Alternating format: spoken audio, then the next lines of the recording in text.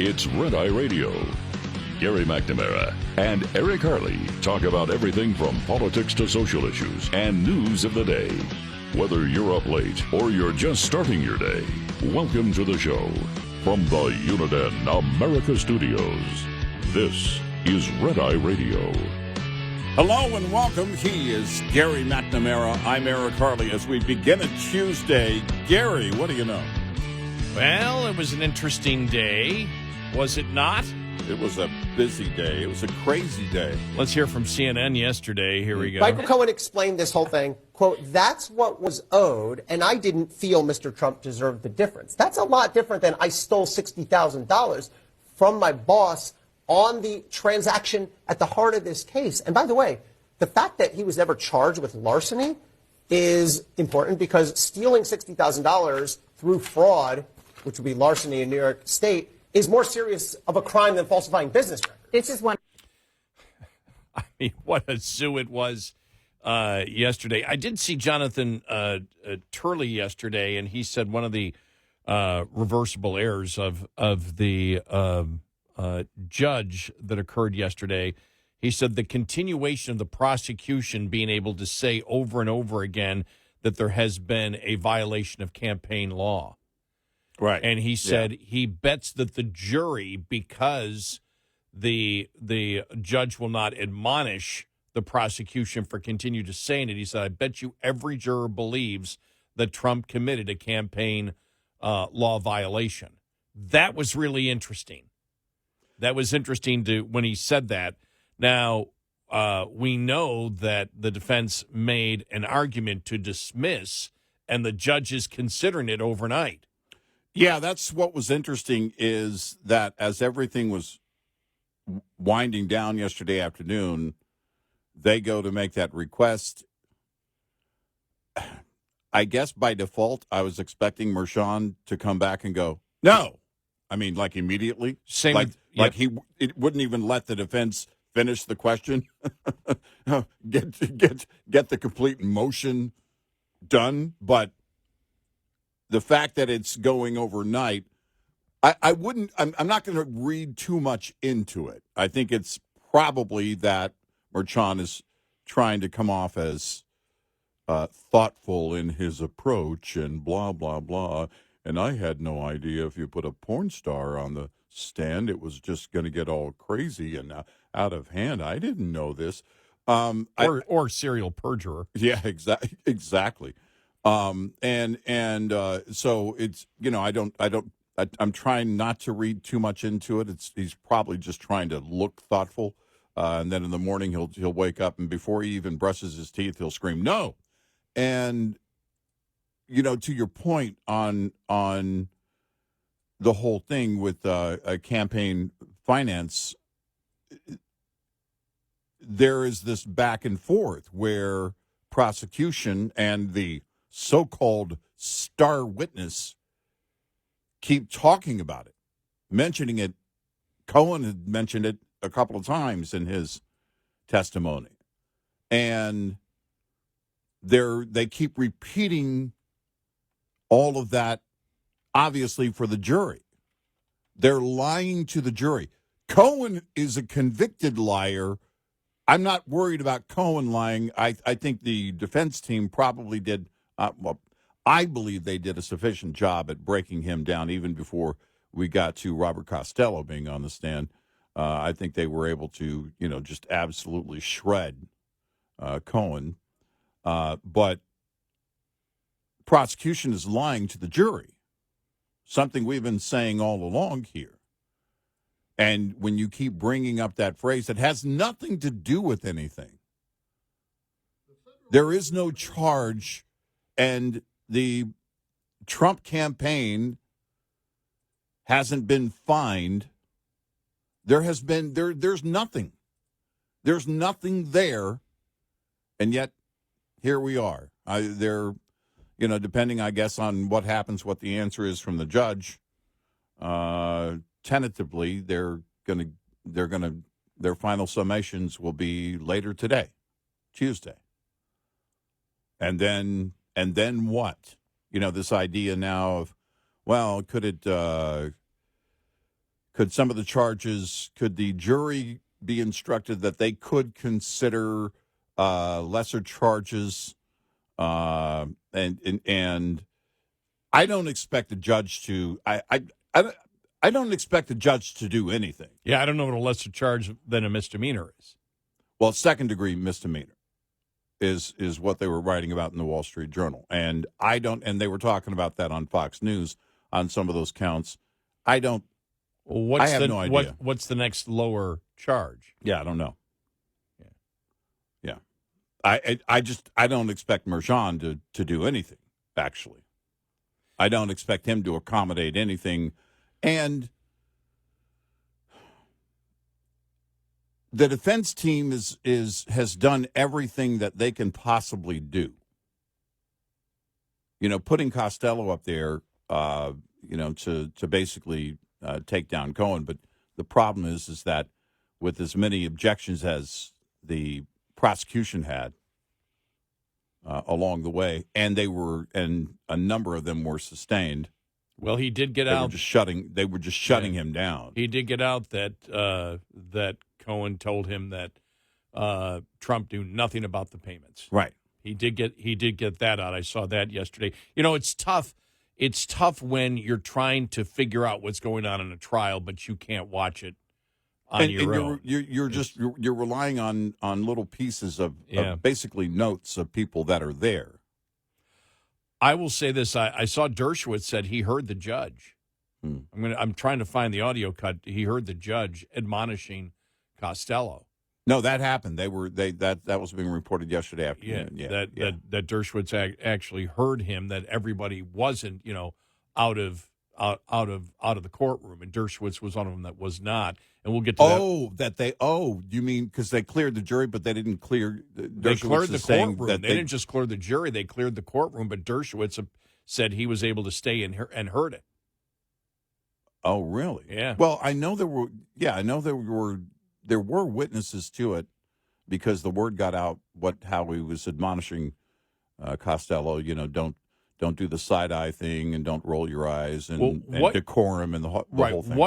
What I think you have here is a judge, because one of the things he instructed the jury is don't Google anything, don't read anything, and I have a feeling the judge is. And when you sit there and you see, the response coming even from the liberal media that there is no case here, that it's embarrassing. You've heard, whether it's Turley or McCarthy, that it's embarrassing what's going on here, that it's obvious that it's lawfare, that there's obvious that there is no crime here, and this judge, I believe there's a great chance that this judge is just fried right now. So he is just absolutely on edge and took off at Costello, who is an experienced, by the way, attorney. Yeah, right. And also was an AG, a prosecutor. And so it's just, I mean, and then everything with, the Cohen testimony yesterday, it's fallen apart since the beginning, but it's absolutely a cluster blank right now. Yeah, it really is. Here's that question. This is posed from Ethan Greenberg at Wall Street Journal. I heard it also yesterday afternoon on Fox News, and I read one analysis that kind of brought this up as well. Will the jury consider only 34 counts of falsifying business records in the first degree, or also consider 34 misdemeanor counts of falsifying business records in the second degree? Well, I don't know. And I don't know what the instructions for the jury are going to be from Merjan. I have no idea what that looks like. Well, if Trump didn't know about it, and that's the testimony, how can he be charged? Right. Yeah, if he wasn't aware of it. I mean, and remember, that question came up like early on, how much Trump knew about it. And, I mean, this was, I mean, I think Cohen he wasn't in jail yet, and I don't think he went to trial. It was long before he went to trial. Or they came to their agreement. And look, you got Cohen that's admitted now taking money. He's a convicted liar. Frankly, I think even before Costello got on the stand, I think defense did a good job at shredding Cohen. But you don't know what you're going to get with the jury. You have no idea. You know, the media, the mainstream media, acting as if Cohen is a threat.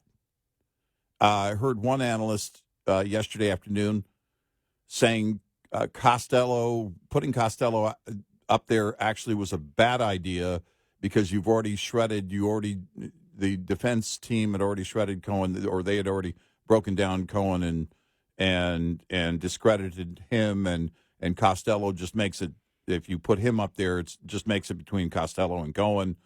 And I thought to myself, well, no, it's further going after Cohen. That's the idea, is you're trying to completely discredit the so-called star witness. That's the reason you put Costello up there.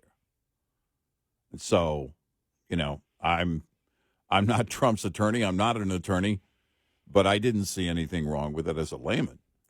Also coming up on today's show, what an embarrassment. The White House, you saw the UN ambassador also standing up, condolences to the butcher of Tehran. I mean, it's just awful. And oh, by the way, I did see they had it on CBS. You know, what we asked the question yesterday with Biden with his eyes wide open. Mm-hmm. It was legit, and it was from over a year ago. Mm. Okay, so we were wondering whether it was recently or whatever, but they actually had on CBS an expert say, no, this was not. And he did not blink for 17 seconds. Well, no, it was weird. The video itself, now the video that you and I saw, the side-by-side, it's edited, and I don't know if it is it a complete, yeah, it is 17 seconds long. I think it's a little bit longer than that. It is edited, but he doesn't blink at all. It's as if his eyes couldn't move. And they also are kind of glossed over. Yeah, that's just bizarre. It's weird. And the White House would not confirm or deny. When I saw that headline, the White House will not confirm or deny whether the president plans on using performance-enhancing drugs for the debate. Well, because was the answer immediately no? He's not. That's ridiculous, and it wasn't that. They won't confirm nor deny it. That just hurts. But we got a great show ahead. There's so much to talk about. 866-90 Red Eye. This report is brought to you by Shell Rotella. With advanced synthetic technology, is designed to help keep your rig running with more mileage and less maintenance. Logging miles during the hot summer months can put a serious strain on you and your truck's health. Did you know pollutants and allergens in the air outside can enter your cab through the HVAC system without you even cracking a window? That's why it's important to check those cabin air filters. Inhaling dirty and polluted air can cause distress if you suffer from allergies or a respiratory illness. Not to mention the distraction dirty cabin air filters can cause by blocking proper airflow to your AC system when you need it most. Coming up, more with Gary McNamara and Eric Harley. It's Red Eye Radio.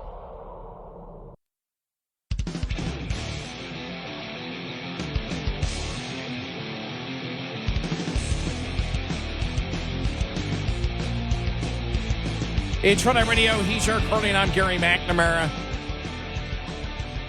I do have the Dershowitz cut that I saw when I woke up last night, talking about the trial yesterday, he was asked on Fox News, Sean Hannity asked him whether he'd ever seen anything like this in his 60 years of doing law. Here we go. No, I never have. I sat in the front row, literally just feet away from where all the action occurred. I rolled my eyes when the judge made some rulings that were absurd. Any first-year evidence student would understand that he was making biased rulings in favor of one side. I stared him down, but Costello didn't. He acted like a normal witness, and the judge went berserk. The judge violated Trump's constitutional right to a public trial by kicking the media out of the courtroom. I don't know why I wasn't kicked out. And I heard him lecture Costello. What you did was contemptuous. You looked at me contemptuously.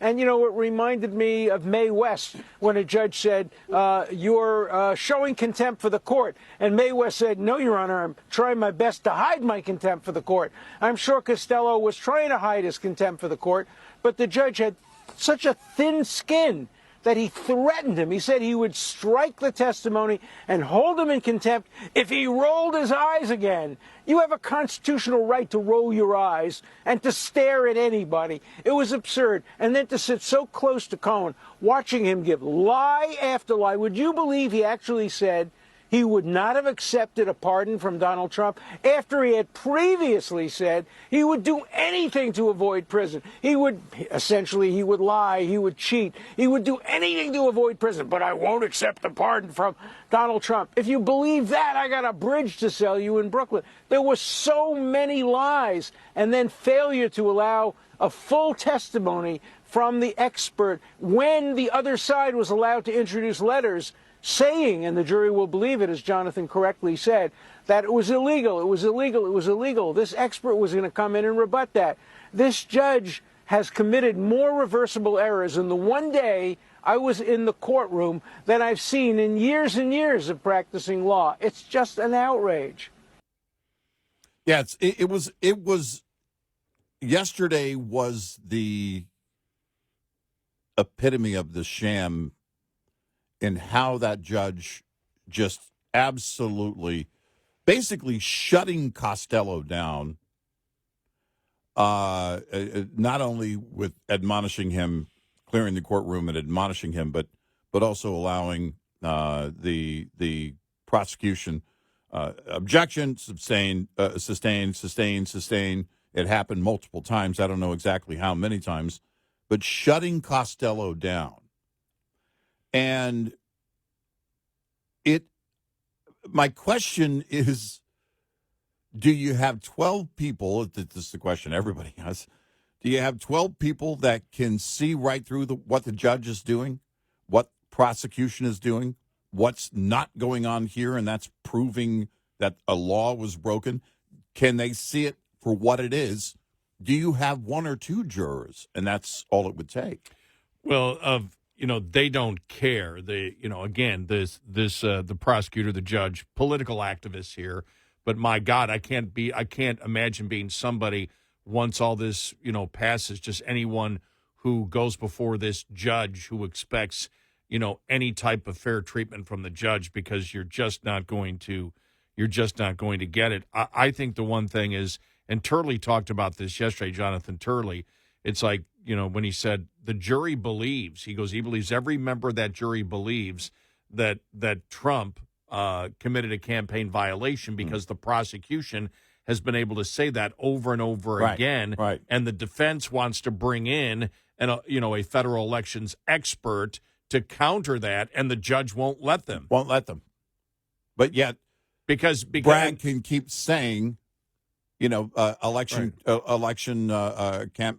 campaign finance, election fraud, or any of the words that he's been using, and he gets away with it when there's no charge of that. Now, the explanation was that the judge is the one that gets to decide, to take it to trial, whether he believes a law is broken or not, and he gets to define it. Yeah, well. Well, you can't define what you cannot attach. You may say it was a campaign violation, but you can't explain it. No. That's the problem. Yep. Nobody can explain it, and the judge is allowing them to say something that isn't true.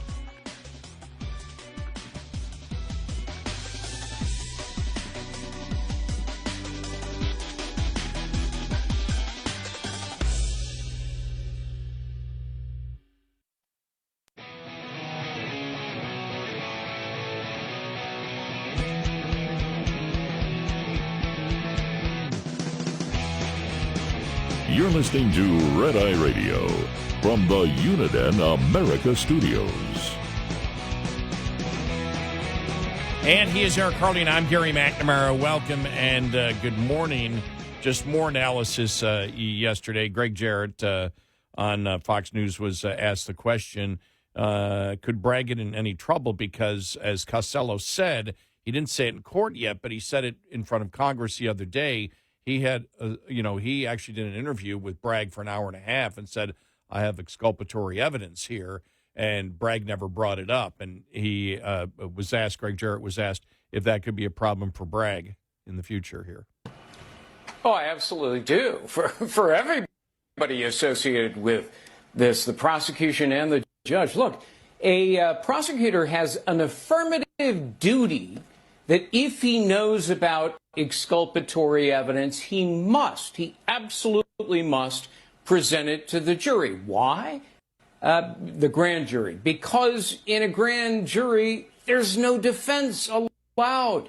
The defense attorneys don't come in there and present their side. It's one-sided. So the duty shifts to the prosecution. Here, they conjured up this phony excuse, and they said to Costello, oh, we can't admit your exculpatory evidence because it's hearsay. There is no hearsay in a grand jury. Double, triple, quadruple hearsay. Even newspaper articles are submitted. So this is an example of essentially obstruction of justice by the people we expect to do justice. Costello today, though, I think totally blew away Cohen's credibility, exposed him for lying to the jury, and that is why Merchan went ballistic. He stepped in. He's helping the prosecution by sustaining these meritless objections, scolding Costello. This is a transparently rigged case engineered to convict.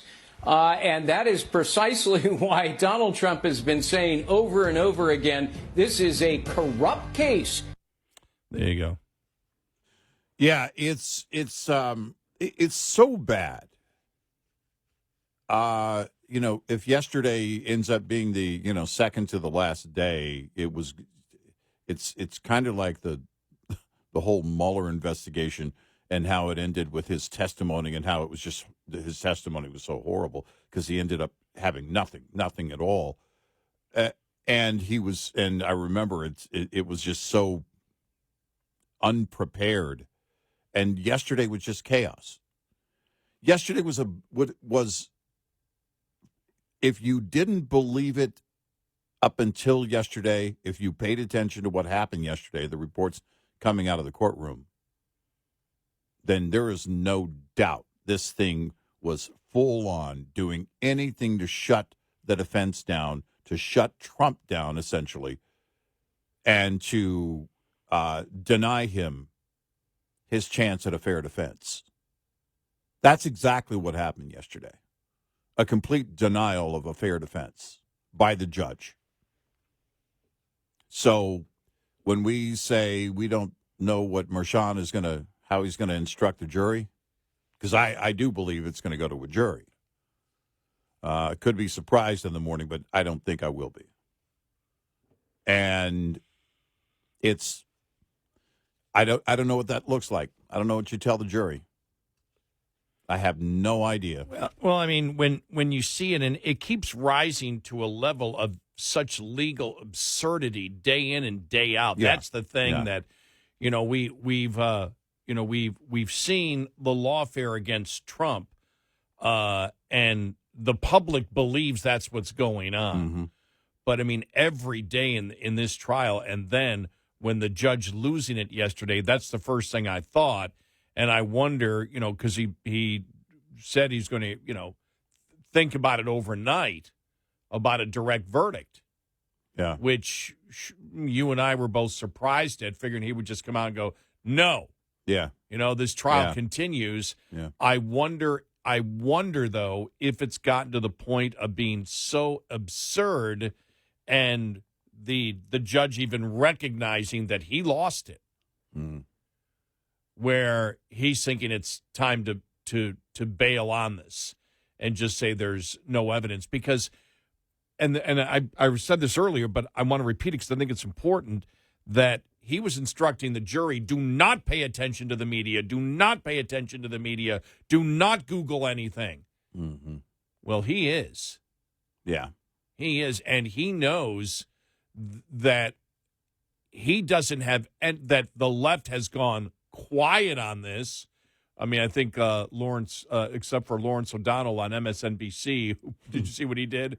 He made he's trying to make the case, well, Cohen really wasn't stealing. He was just trying to get back from Trump what was owed to him. Yeah. And it was like, oh, my Right. God. Yeah. I mean, it's just. That's not stealing when you take what you believe is owed. Right.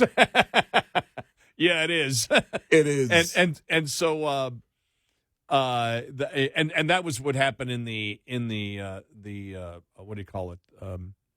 The cross-examination from the prosecution where they brought that up, and he just, I was trying to get back what I thought was owed to me, but there's no evidence that he was owed that money. Right. So I mean, it was just or that even if you're owed money, it's like if the bank makes a mistake and the bank owes me money and I go in and steal it from the bank. Right. Exactly. Sorry, that doesn't cut it. You can't do it. You have to Right. work, whatever the system would be, whether it be a civil lawsuit or whatever, in order to get the money back. But that really didn't go well for him, as you heard on CNN from the CNN legal analyst. I mean, CNN can't even defend this anymore. And I'm sure the judge is looking at this, and everything is basically, everything that you hear is, this is from the left. Okay, they really don't have anything here, and Cohen was horrible. Mm-hmm. And as this thing goes on, what is the crime? And CNN's saying it, where's the crime? Where's the crime? Where's the crime? They can identify the crime. And the judge is continually trying to hide from the jury what the precise crime is. Right. And it's becoming obvious now. And it's getting to the point, and I'm going through all liberal editorials today. I started going through Real Clear Politics. I can't find, anyone saying, well, this is obviously a slam dunk. The best you can get is Lawrence O'Donnell going, well, he didn't steal. He just tried to get back what he thought Trump owed him. Yeah. I mean, it's just so poor. And this judge, I just think, is feeling the heat. Dershowitz said, and he's the only one that I know that actually, said he was looked at it and said he wasn't, if he turned his eyes, the contempt of court is not how you look at someone. Right. You can roll your eyes. You can roll your eye. You can do whatever. And and it's like this judge is losing it because he's between a rock and a hard place. This judge knows there's nothing there. This judge also knows that as a political activist and not a judge, his job is to get Trump guilty. And he doesn't know what to do now because he probably thought that Bragg was more prepared. I was just thinking that. He probably thought Bragg was going to present something a little more defendable.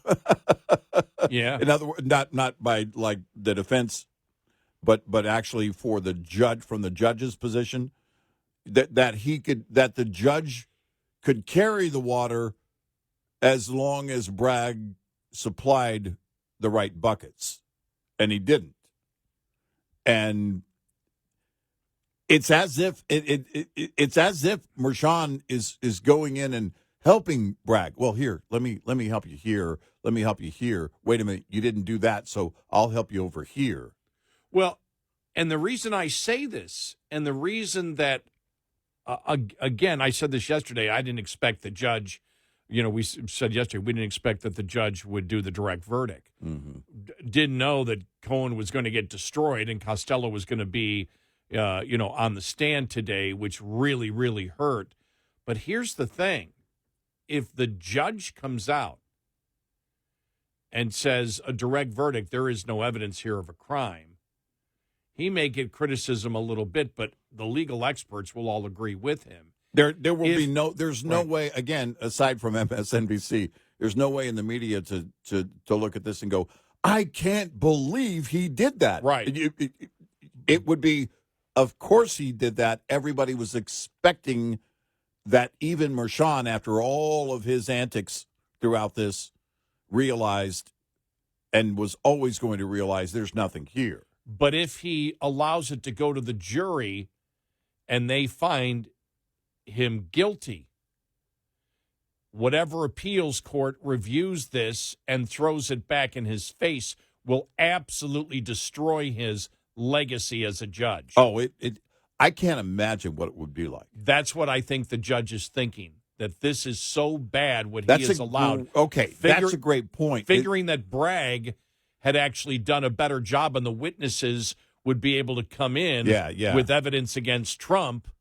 Well, because it's one thing in the court of public opinion, and in the media and legal analysts to shred your credibility as a judge. But if the appeals court comes back and just eviscerates you, we heard Dershowitz, and it's like, oh my gosh, all of the reversible errors. In his 60 years, hasn't seen as many as he saw yesterday. But that has to be a consideration for Merchan. If he cares about that, I would think he does, that the appeals court comes back and just, eviscerates every single thing that he did, which, by the way, would be the only thing that any appeals court could do, because there's no way around these errors. There's no way around this activism, and the only way to keep it from getting to that point is for Merchan in the morning to say, you know what, you didn't prove your case, and it didn't meet the standards. It doesn't rise to breaking the law as you charge here, and that's the only way he could save his legacy. Otherwise, it's going to go down in flames eventually. I don't know how long the appeals process would take if Trump is found guilty, but it's not going to go well for Merchan. No, and I think that's what the reports of him just losing it at Costello and saying the way you're looking at me is contempt. Right, yeah. And I'll strike all your testimony. Right. Well, what do you mean you'll strike his testimony? Because he looked at you? That is just so bizarre. You could say, look, don't look at me, look out there. Mm-hmm. Look at the people, don't look at me. Right. The judge could say, look, I don't want you looking at me. You look at, keep your eyes straight. Yeah, don't address me, address whoever's questioning you, or you can address the jury if you like, but don't address me because your job here is to be a witness and, all right. But the fact that Dershowitz heard that he said, I'll strike your you're going to strike testimony because of a look? Yeah. I mean, that's just the most bizarre. Just the threat of that. Yeah.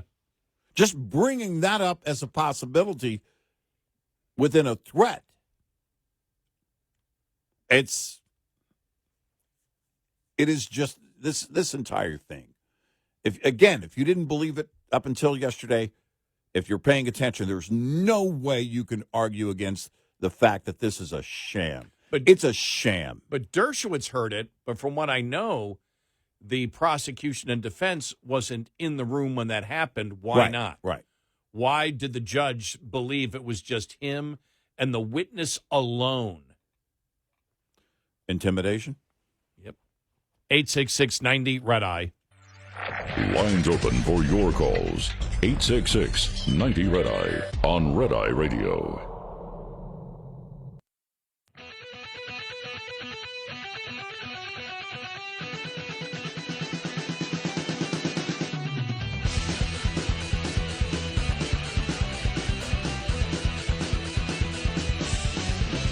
It's Red Eye Radio. He is Eric Harley, and I'm Gary McNamara. Coming up on the show, more on the show trial in New York City. Also, the International Criminal Court put out warrants for Netanyahu. Did you see one of the people involved in it was George Clooney's wife? Yeah. Jeez. It's like,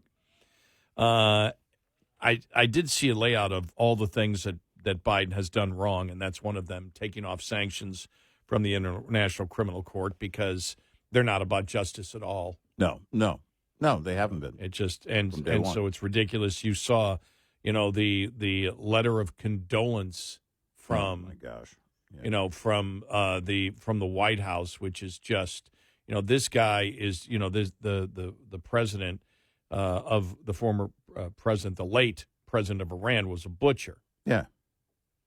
I mean, he would just kill people left and right, and Right. and that's how far it's gone. And does he really think that playing both sides of this issue is going to somehow work for him? Well, you think about it. He's not only talking both sides. He's actually playing in favor of Iran and all of their proxies by his actions as president.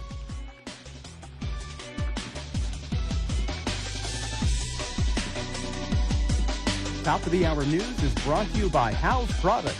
Visit houseproducts.com. This is Red Eye Radio on Westwood One.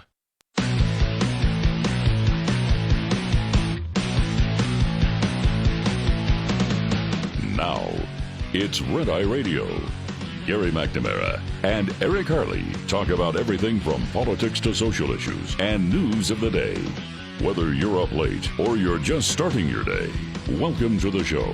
From the Uniden America Studios, this is Red Eye Radio. all across America and around the planet, we are Red Eye Radio. He is Eric Harley, and I'm Gary McNamara. Good morning. I object. Man, oh man, I'm telling you. I object.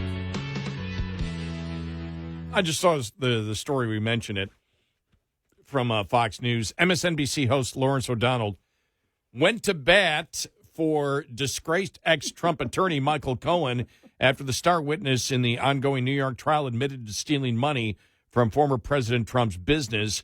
During another brutal day of cross-examination, Cohen was pressed by Trump defense attorney Todd Blanche on an alleged $50,000 that was supposed to be paid to a tech company, but ended up just paying $20,000 of that money in a brown paper bag, pocketing the remaining $30,000 for himself.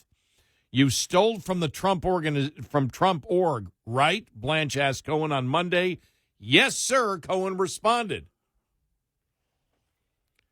During MSNBC's coverage of the trial, O'Donnell shrugged off the stunning revelation, calling the payment to Red Finch not relevant and admonishing Blanche for not pressuring Cohen on the $130,000 that was paid to adult film actress Stormy Daniels, that is at the center of the trial, despite the effective exchange. Later, when Cohen was asked about on redirect by the prosecution, it didn't really sound like stealing $30,000, O'Donnell said. It sounded a lot like Michael Cohen doing that, doing the little that could, within the calculation of rebalance, the bonus he thought he was deserved. Rebalance.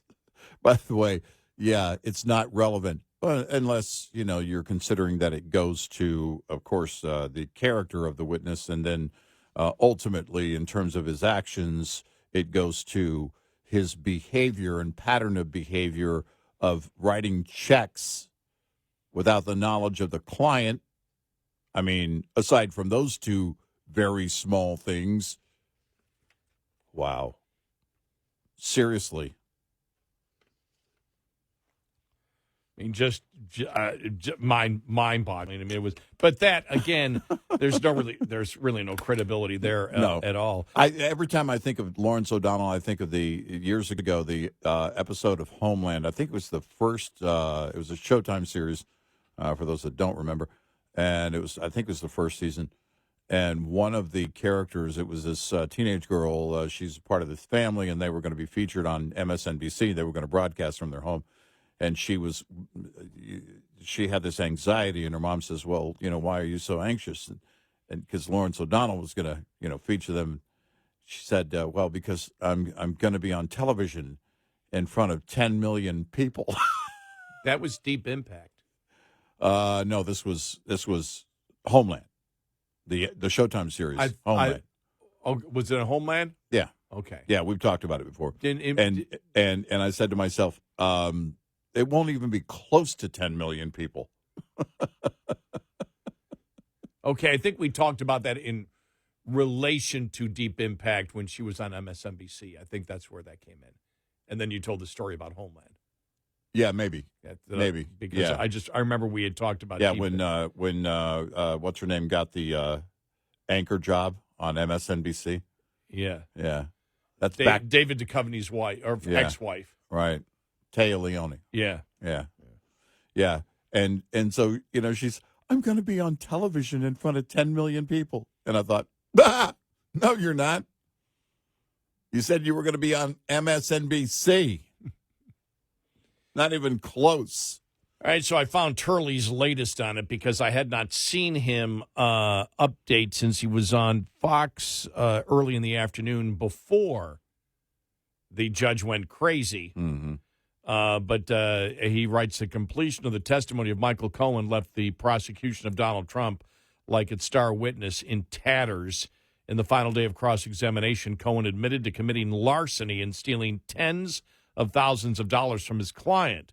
Even more notably, he admitted to the larceny on the stand after the statute of limitations had passed. There will be no dead felony zapped back to life against Cohen as it was for Trump. Cohen clearly has found a home for his unique skill as a convicted, disbarred serial perjurer. It was not the first time that prosecutors looked the other way, as Cohen admitted to major criminal conduct. In a prior hearing, Cohen admitted under oath that he lied in a previous case where he pleaded guilty to lying. If that is a bit confusing, it was just another day in the life of Michael Cohen, who appears only willing to tell the truth if he has no other alternative. The result is truly otherworldly. You have a disbarred lawyer not only casually discussing lies and uncharged crimes, but prosecutors who proceeded to get him to remind the jury that he is not facing any further criminal charges on those crimes. Yeah. If one of those jurors had stolen tens of thousands of dollars, they would have been given a fast trip to jail. Yeah. Yet Cohen then matter-of-factly said he plans to run for Congress due to his name recognition. The ultimate proof that it doesn't matter whether you are famous or infamous as long as they spell your name right. As a legislator, though, Cohen would have the unique ability to say he was not corrupted by Congress because he came to Congress corrupted. While most members want to take office to commit felonies, Representative Cohen would show up with the self-affirming criminal record. He could then take one of the few oaths that he has not previously violated as the Honorable Representative Michael Cohen. Yeah. At the end of the day, Cohen is the ultimate shining object for prosecutors to use as a distraction from the glaring omissions of the case. Prior witnesses testified that Trump's payments to Cohen were designated as legal expenses, not by Trump, but by his accounting staff. He didn't do it. Moreover, Cohen admitted that he worked for Trump for his years in his murky capacity as a fixer. References to payments as a retainer were approved by Alan Weissenberg, a retired executive with the Trump Organization. The legal expense label was a natural characterization for a lawyer who was paid monthly and was on call as Trump's personal counsel. In any other district, this case would have never been allowed to trial.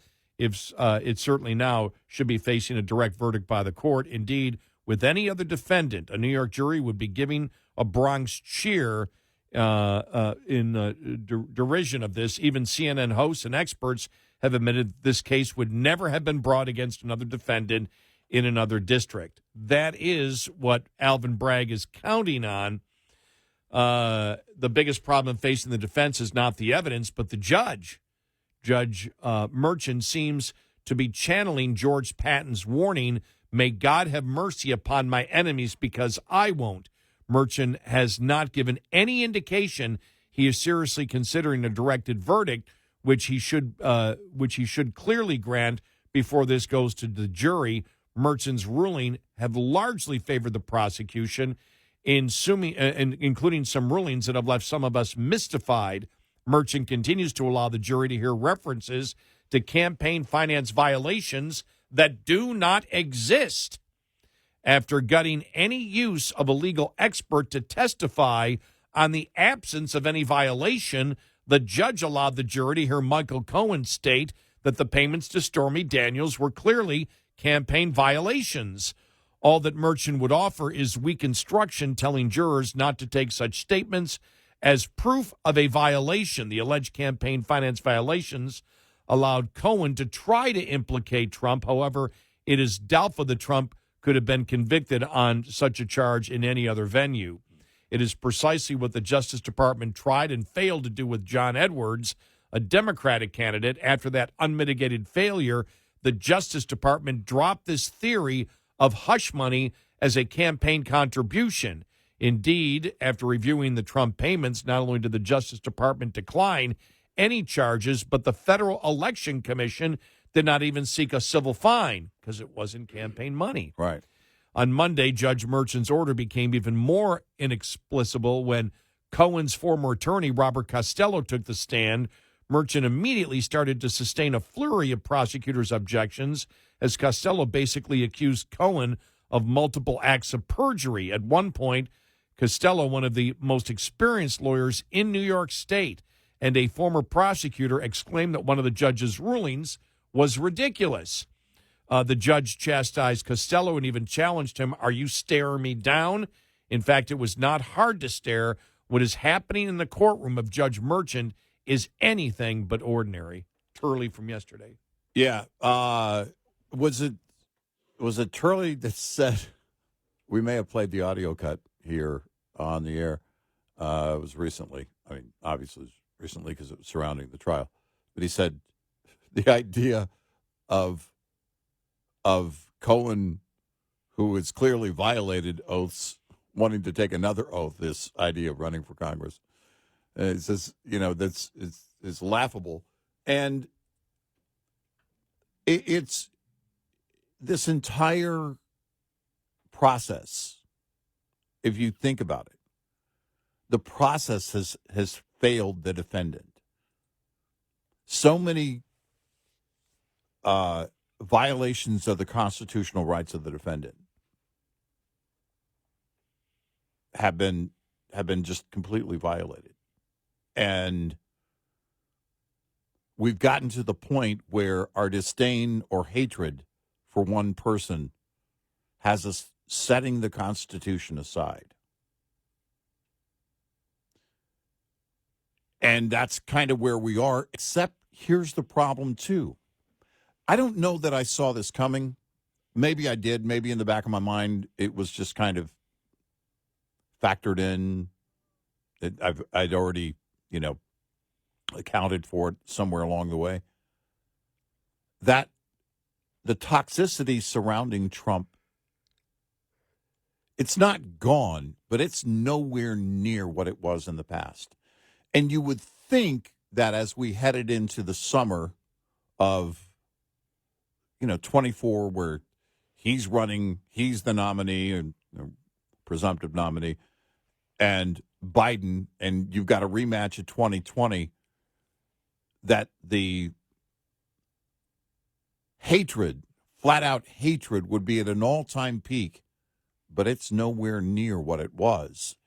It still exists, but it's not there. And when you have the polls showing the majority of the people believe that they believe in the lawfare, basically. They're not phrasing it that way, but they believe that these cases are all politically motivated. And the one that stands out, really, honestly stands out, not because it's going on right now, but because of its lack of anything, because of its big nothingness, is the Alvin Bragg case. Yeah. There's no way around the fact that this is because, I guess, I don't know, go big, go home, or go home, or, Hail Mary. I mean, 34 counts. When the 34 counts came down, I'll never forget the day. The 34 counts came down, and everybody, the media was, 34 counts. And then they all kind of gathered around looking at each other going, anybody know what law he actually violated? Anybody understand what's going on here? And it's been that same confusion, even getting to now what yesterday would be the crescendo of all of this. And it was allowed to happen because Mershon not only allowed it, but assisted in it. He took part, an active role in this getting to this point. It's a violation of the Constitution. I don't care what you think about Trump. I don't care what I think about Trump. Allowing this to happen sets up the path, sets up the landscape, and we're far beyond scorched earth now for anybody to be in a courtroom opposite of Mershon or a prosecutor like Alvin Bragg and have the book thrown at them, except it's not the actual book, it's a made-up book. 866-90-RED-EYE. Brought to you by FPPF, Fuel Power Max. Managing time is key. Successful owner-operators know that simply running hard is not enough. If it were that easy, anyone could do the job and expect the profits to roll in. It generally pays to slow down. There is a trade-off in higher costs, not to mention the increased risk for driving fast. If driving slower takes time away from you, you could find some of the ways to get it back. Never take time off during the last 2 weeks of the quarter or the last week of the month, when freight typically is abundant. Sometimes it works to your advantage to look for loads that take you through home rather than to home. The latter can interrupt your revenue stream and require additional time to get back up to full speed again. Owner-Operator Business 101 is provided by Overdrive's Partners in Business program. Go to overdriveonline.com to the Partners in Business section of the website for more details on this and many other topics. Brought to you by Shell Rotella, with advanced synthetic technology is designed to help keep your rig running with more mileage and less maintenance. Get in touch with Red Eye Radio, toll free at 866-90-RED-EYE.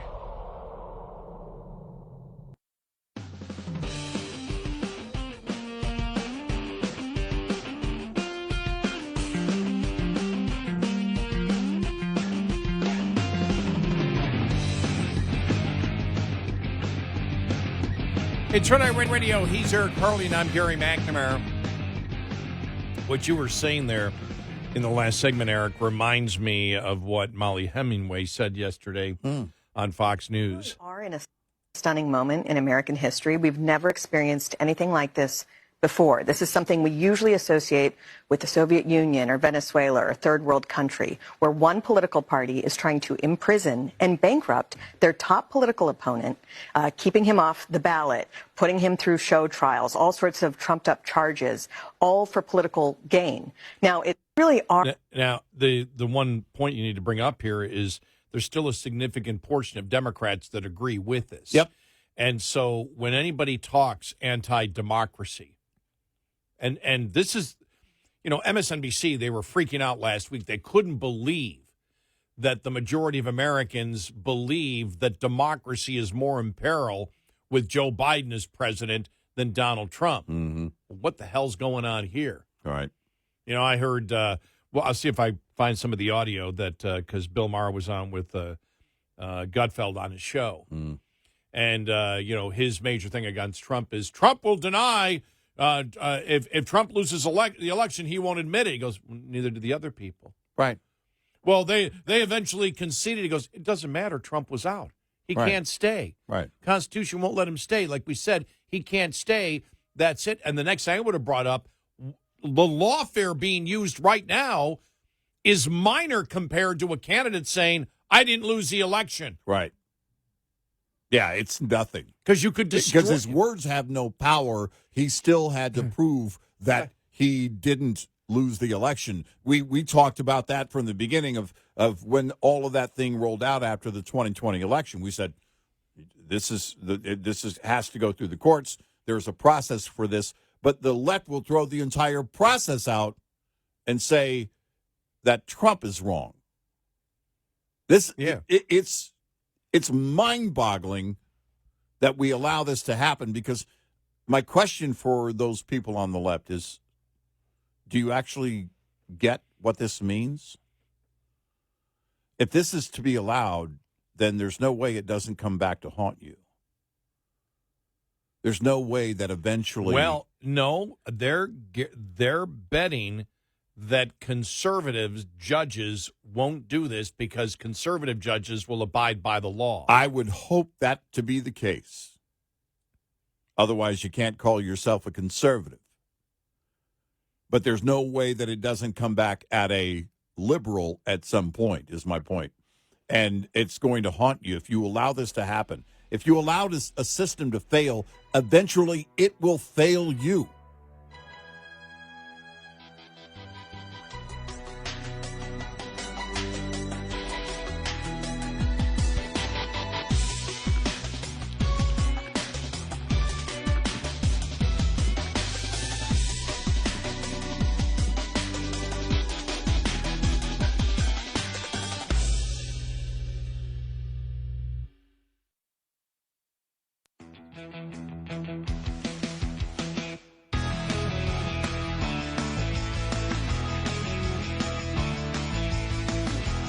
Setting the standard for America.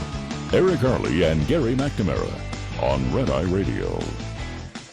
It's Red Eye Radio. He's Eric Harley, and I'm Gary McNamara. Here is former assistant Manhattan DA who worked in Alvin Bragg's office, who was on Fox News, Eric Hirschman, on this entire trial that's going on. It's hard to understand how the judge is not going to grant a directed verdict since there's no evidence that links President Trump to any record-keeping whatsoever. I just don't understand it. And I don't think all of my colleagues and all the people that I worked with in the DA's office have all said to me, Eric, go out and talk about this. You have the experience to address it. And they actually have all unanimously, whether they like President Trump or are never Trumpers, have said they're embarrassed by the DA's office bringing this type of case, and it has destroyed the integrity of my old office. There you go, Eric Hirschman, who worked in Alvin Bragg's office. Yeah. Said colleagues are embarrassed that Alvin Bragg brought this case against Trump. Embarrassed? They should be angry. We're seen, as Molly Hemingway said it, and you had said it, and when you were saying it, I was thinking of Molly Hemingway saying the same thing. This hasn't happened before in the United States. I mean, this is stuff that you see in Venezuela, in the old Soviet Union. This is, this kind of thing. This is third world countries stuff. Yeah, and it is. And the thing is, you don't have Democrats up in arms against this. They know it. Well, if this can be used in this way, think about it. They're starting with their not starting. I mean, it's been going on for a while, but in this new era of lawfare, if they're starting with their big targets and their big guns, what won't they use, and who would be immune from it? Any situation to gather, and we've seen it in the movies. Maybe a couple of times on Law and Order. I mean, I'm not sure if I saw all 450 million episodes of Law and Order, but it's where a prosecutor, they're not on the up and up. They're just, they're doing it for their political gain, or which they're all doing it for political gain eventually.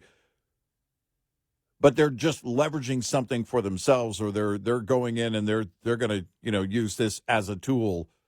Well, forget all of that. Hollywood couldn't have written this. Hollywood couldn't have written this ever.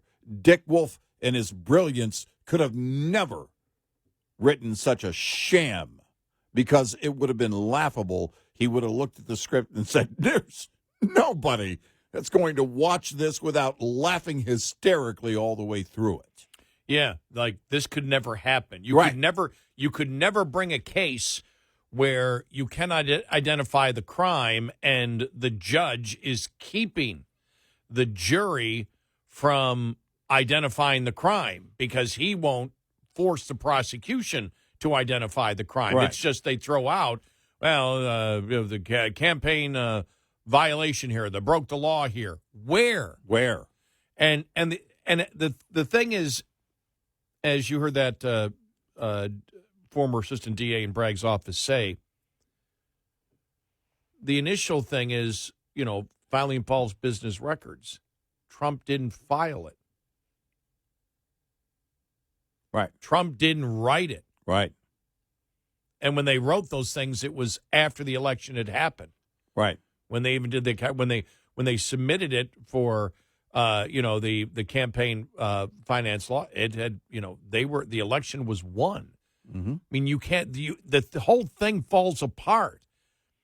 Now the interesting thing is the judge stating that he would have a decision of a directed verdict tomorrow, Mm-hmm. and you wonder, okay, that whole blow up, which doesn't seem to make sense at all. Except the heat is getting to him. He thought Bragg was going to bring a lot better case that he could justify. And now it's gone so long, how doesn't he let it to the jury?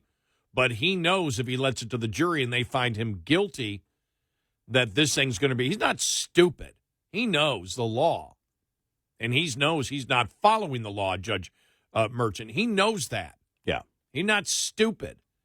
He's just trying to figure out how to get out of this because no matter which way he goes, if he puts in a directed verdict tomorrow, the left will go ballistic over him. It's what's interesting is as you kind of put this together that and I was thinking the same thing on the fact that he thought Bragg was going to bring a better case, but in admonishing Costello, clearing the room and then admonishing Costello.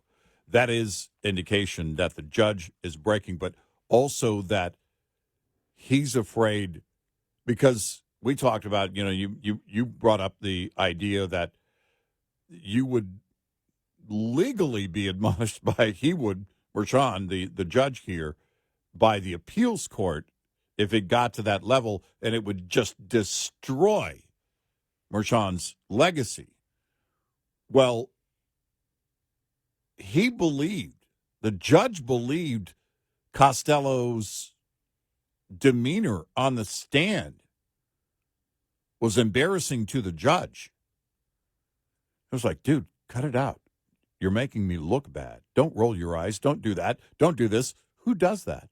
I'll tell you who does that. It's exactly as you say. Somebody who has lost control and somebody who realizes they've gone way too far here, and I don't know what he'll do, what his decision will be in the morning, but I'm with you on, I believe he thought Bragg was going to bring a better case. He thought that maybe Bragg was going to be able to get more out of Cohen, that he thought Bragg was going to get more out of Stormy Daniels. I don't know, but I do believe that he thought he was counting on Bragg to bring something better. And he was trying to help. You can see it. He's doing everything he can to help the prosecution here, which is also indicative of saying, oh, I thought it was going to be better. I thought you were going to bring a better case. Here, Let me help you out here. Let me help you. Let me sew up these loose ends here for you. And then loses it and admonishes Costello after clearing the room. That's chaos, and that's desperation. Well, last Thursday was a disaster, and then they had off Friday because of the Barron's graduation. Mm-hmm. And then they come back Monday, and he admits he stole. It became an unmitigated disaster. And then Costello came on, and you've got this judge that Thursday and Friday, this long weekend that they had, knew that this case was crumbling underneath him. Right. And then it just got destroyed yesterday. And then with Cohen testifying, and then Costello comes on, and at that point, I think the judge just lost it. Yeah. Because the judge is paying attention to the media. Yeah. And I'll say this for a third time because I think it's important. He instructed the jury again, do not pay attention to the media. Do not Google any of this. Mm-hmm. Do not read any newspaper. Mm-hmm. Do not. Well, how can you avoid this right now? You don't need to go on Google. All you need to do is go on X. Right. All you need to do is go on Facebook. Yeah. I don't know how you're in New York and this isn't a part of it because all the media is covering it. Yeah. Now, but the most important point is the judge knows it. The judge knows that he is getting pounded by the vast majority of legal analysts, even on the liberal networks. He's getting pounded, and where he's getting defended is somebody like Lawrence O'Donnell, who makes the absurd statement, well, it wasn't really stealing if Cohen wasn't really stealing from Trump if he felt that he didn't get the bonus he deserved. He was just getting the bonus that he thought that he deserved, as if the system works that way. Yeah. You know, my company didn't give me the bonus, and so I'm going to steal from them. Right. You know, that's how bad it is. I mean, that's the kind of defense, and Merchant sees this. Yeah. And knows, my God, I thought I thought these guys would come in with a case. Every single witness has hurt the prosecution, not help. There is no crime. I'm trying to keep that from the jury. I don't know what is my exit ramp now here for being a political activist? What is the best thing I can do not to destroy my legacy?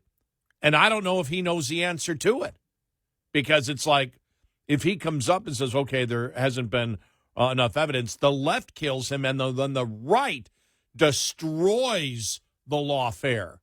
Yeah, and if he doesn't do it, it may be down the road, but the appeals court will eviscerate what he has done. I can see the appeals court coming back and saying, you violated multiple times the rights of this, of the defendant over and over and over again. I mean, the reversible errors, you saw Dershowitz. Turley's been saying the reversible errors are so numerous, and Dershowitz comes and goes, I saw more reversible error in one day than the I only have time in my I've been 60 there years. than in my 60 years of doing all of this. Yeah. Again,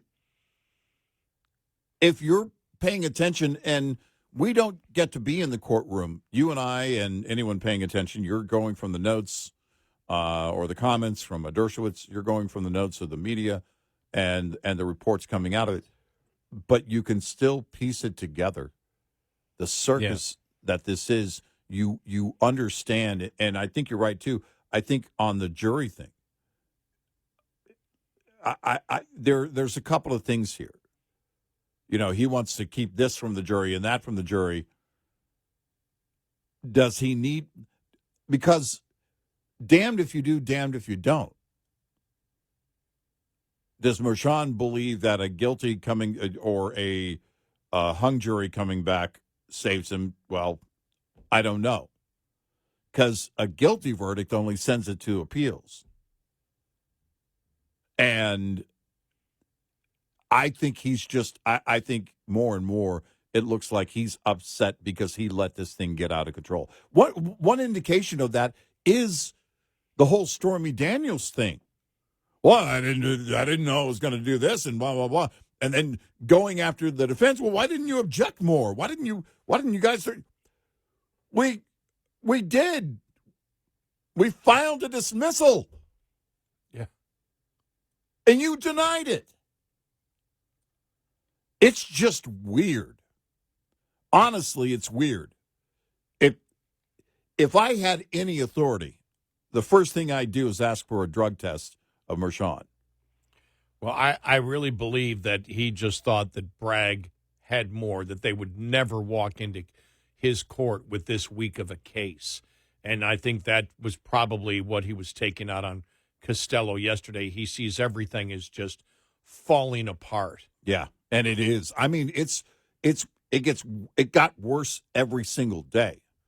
The Stormy Daniels thing was laughable.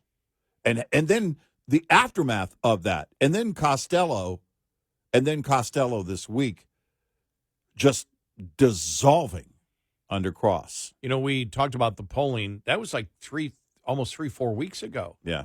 57-43 people believe that the trials against Trump are all political. Yeah. 57. That was, there's been so much that has come out, and the Cohen testimony has just destroyed any type of credibility of these cases against Trump. Yeah. And I don't, again,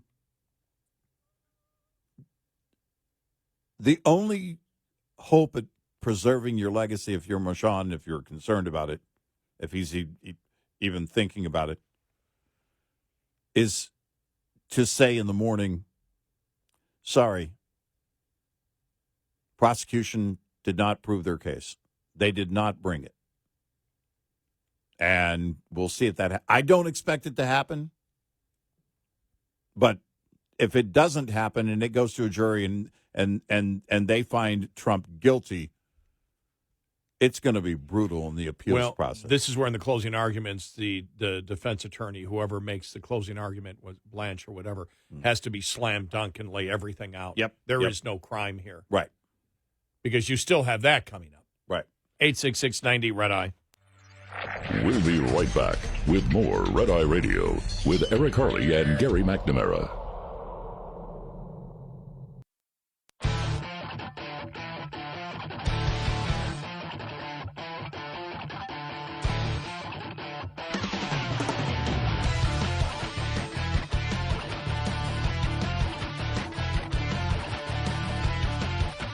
It's Red Eye Radio. He's Eric Harley, and I'm Gary McNamara. USA Today op-ed piece says, to save America from Trump, Biden must drop out of the race. We will get to that and a whole bunch more. Was watching part of Bill Maher on with Gutfeld. Yeah. Do we have to be so friendly to Bill Maher? I don't know. I mean, are you suggesting an all-out fight, like punching or anything like that? Or well, we'll talk more coming up following the top of the hour on that one. Okay. All right.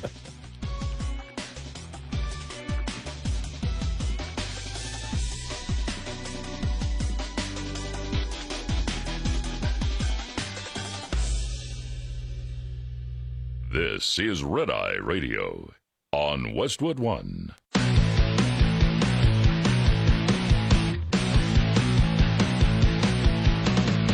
Now, it's Red Eye Radio. Gary McNamara and Eric Harley talk about everything from politics to social issues and news of the day. Whether you're up late or you're just starting your day, welcome to the show. From the Uniden America Studios, this is Red Eye Radio. All across America and around the planet, we are Red Eye Radio. He is Eric Harley, and I'm Gary McNamara. Welcome and good morning. Thank you for being here. Thank you. Thank you. Thank you. Thank you. Wow, we're almost to Memorial Day weekend. Yeah. Time is just flying here in 2024.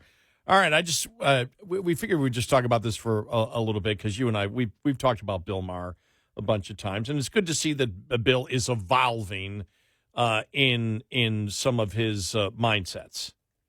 Yeah. And that is a good thing. He was on with Gutfeld, and we'll get into that in just a moment. But you know, this look, I'll be friendly with everybody, but you've got to confront them. You know, when you look at Bill Maher and how he now thinks about the radical transgender movement that he's completely against. Remember, back as recently as 2019, he claimed not to know one of the basic tenets of the radical transgender movement, which was men can menstruate. Yeah, right. And they had this discussion back before COVID, but it was well known because we go back to the radical transgender movement, which goes really back almost 10 years, that we've been talking about it for over 10 years and warning what was going to happen.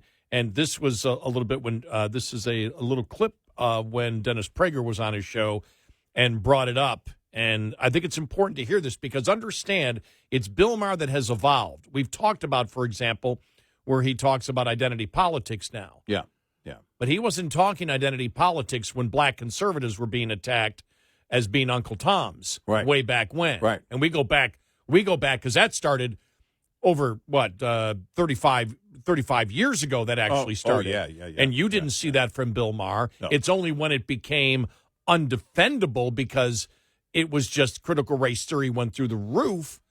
But it's the same thing. Critical race theory exists, just like anti-Semitism. It comes from identity politics. You judge people by groups and not individuals. Bill Maher was a part of that. Yep. He may not be now, but he was. And it's important to bring that up, that he only changed when the public really changed. Right. Here we go. Here's part of it from 2019. To say that men can menstruate is a lie, and that is what is said. Wait, where did that? You've never heard it, right? Okay, check it out. Anyone who says a man cannot menstruate is considered transphobic. I missed this whole story. You did? I did. I agree. Now, tell me where you're getting this. Just Google it. Can men menstruate? Who is saying this? You're Who talking is about saying a it? very small No, percentage. oh, really? Dennis, I remember you in the old show. You were a little more reasonable. What did I say that wasn't under you? You said that we think that men menstruate and no one does. We never even. Have you heard about it? I'm a doctor. I missed that one, I confess. And this is one of the premier reporters. I mean, he knows everything. These people are very. He's a doctor. Okay. He's one of the I would great make a friendly bet that the LGBTQ normative statement is men can menstruate. Now, we know Dennis Prager was absolutely right back then in 2019. It's what they were promoting. Bill Maher, again, either willfully ignorant or lying at that particular point, claiming not to know it, because you and I both knew it at that time. Yeah. So he was on Gutfeld, and they, talked about what the most important issue is, and this is where Bill Maher falls flat, and Gutfeld had an opportunity to destroy him, and of course did not. Right. But here it is. Yeah. Here we go. All right. Well, I mean, I agree that it's great that we're talking. I agree that we agree on some things. We're not exactly aligned on the most important things, which is basically Trump is someone who does not concede elections. That's the most important thing. Yeah. You don't seem to see it that way. That's the most important thing that's going on in this country. He didn't concede the last election. He's not going to concede this election. You don't know that. You don't see into the future, Bill. I don't see your crystal ball. Yeah, I did, because I was the only one who was talking about that way back when, and everybody said, "Oh, you smoke too much pot." Turned out I smoked just the right amount of pot. There's no right amount. But can you really picture this guy going, "You know what? I lost. That's it." He did. He left. He left because he had to leave, because he couldn't. Yes, but that's how it works. Well, what do you think, he's going to board up the White House? Pull a straw dogs with Dustin Hoffman? Well, last time he thought the other Republicans would back him up when he called that guy in Georgia and said, "I need 11,000 votes. I want you to find him." He said find. He didn't say create. He said find. Well, that's the same thing. No, it's not. You don't say on an Easter egg hunt, I want you to create some Easter eggs. We have a show here. All right, Dr. Drew. Okay. Boys. All right, and then they got off the topic completely. Yeah.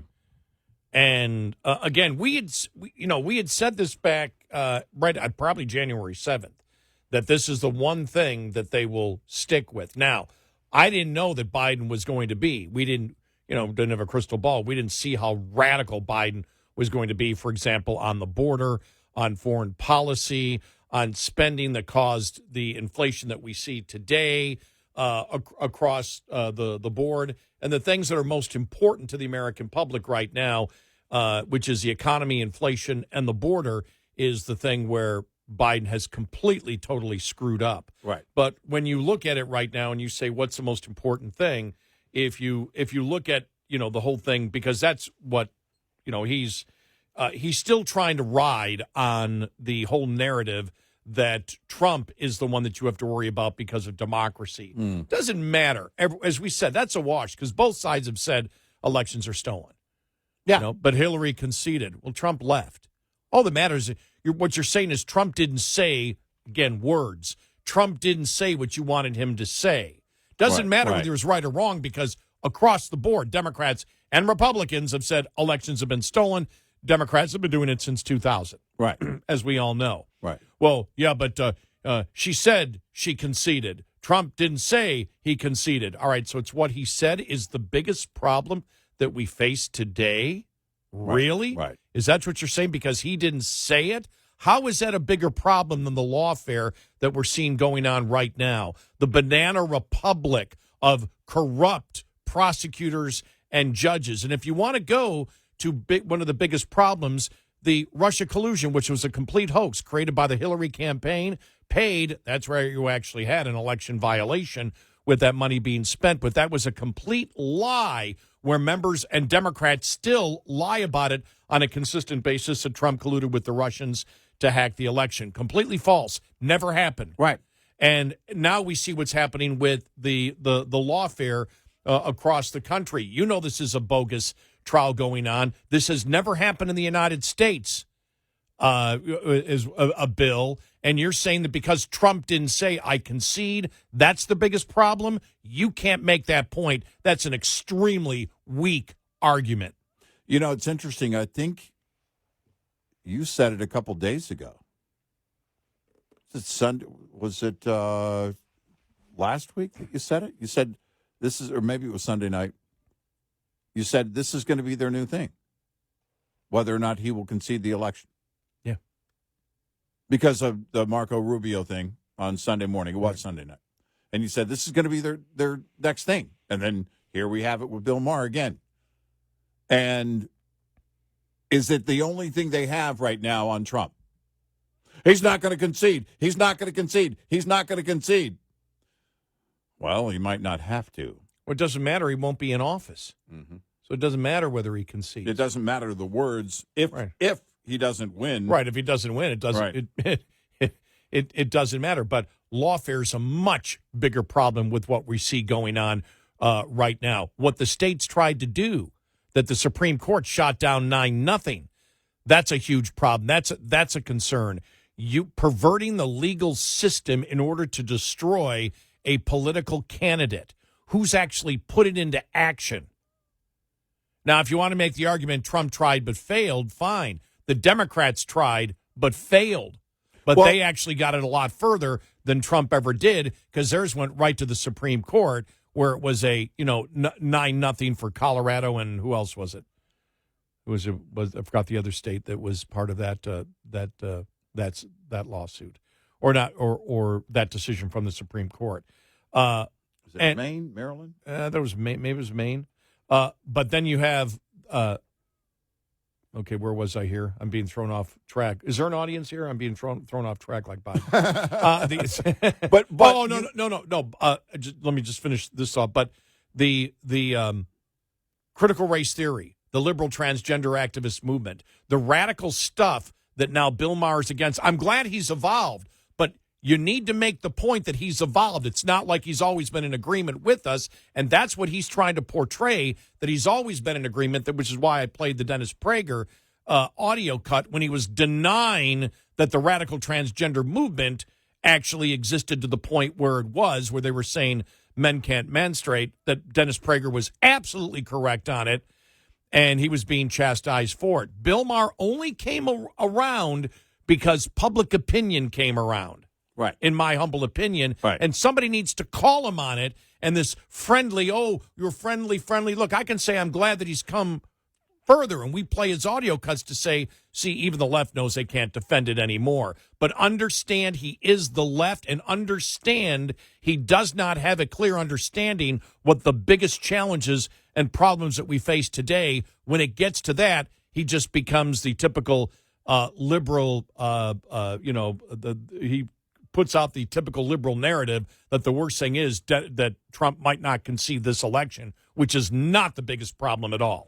Well, and his evolution, Bill Maher's evolution here to where he is really indicative of how radical the left has become, where it's being rejected by the American people more and more, but the far left gets louder and louder as they go.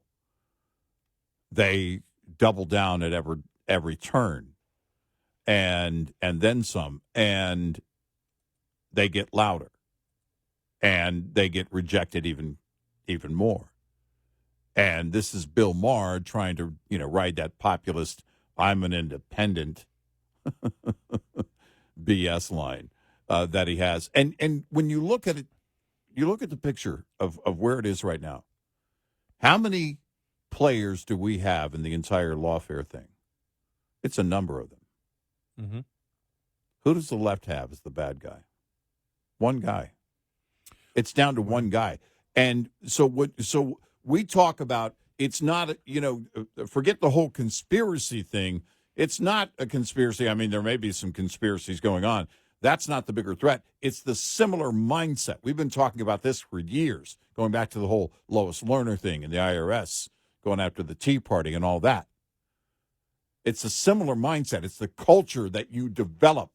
And the left has been developing this culture for a long, long, long time. And you don't see that. You don't see that on the right. You don't see what you see on the right or what you see from the left pointing to the right is about one guy. Well, what I object to what Gutfeld did is the whole thing that, see, we can all get along. We can all get along. Well, then you don't get to the heart of the matter. And the heart of the matter is, you know, when he came out and said, well, the biggest problem that we face, and you don't see it, how can't you see it, is Trump not conceding the election. And my thing would have been, well, that's simply something he says. Right. It's not something that he can do. Right. And so when you want to look at that, let's go back and look at all the stolen election claims of the Democrats. Let's go back and look at, because if you want to talk about the biggest problem, I look at the biggest problem and see what happened for 3 years where Democrats lied about this president, actually got a special prosecutor, Mueller, who flamed out completely. If you want to talk about the serious problems that we face here, the biggest problems that we face, it's the lawfare that we're seeing right now, which you even understand what's going on, that the whole Bragg case is completely and totally bogus. But you see how the stink of the Democratic Party is all around that. You look at the Georgia case, the same thing. You know that isn't a RICO case. If you want to look at more, look at the president claiming executive privilege because Garland asked him to, because they won't release what the American public, the audio, so the American public can hear just how incoherent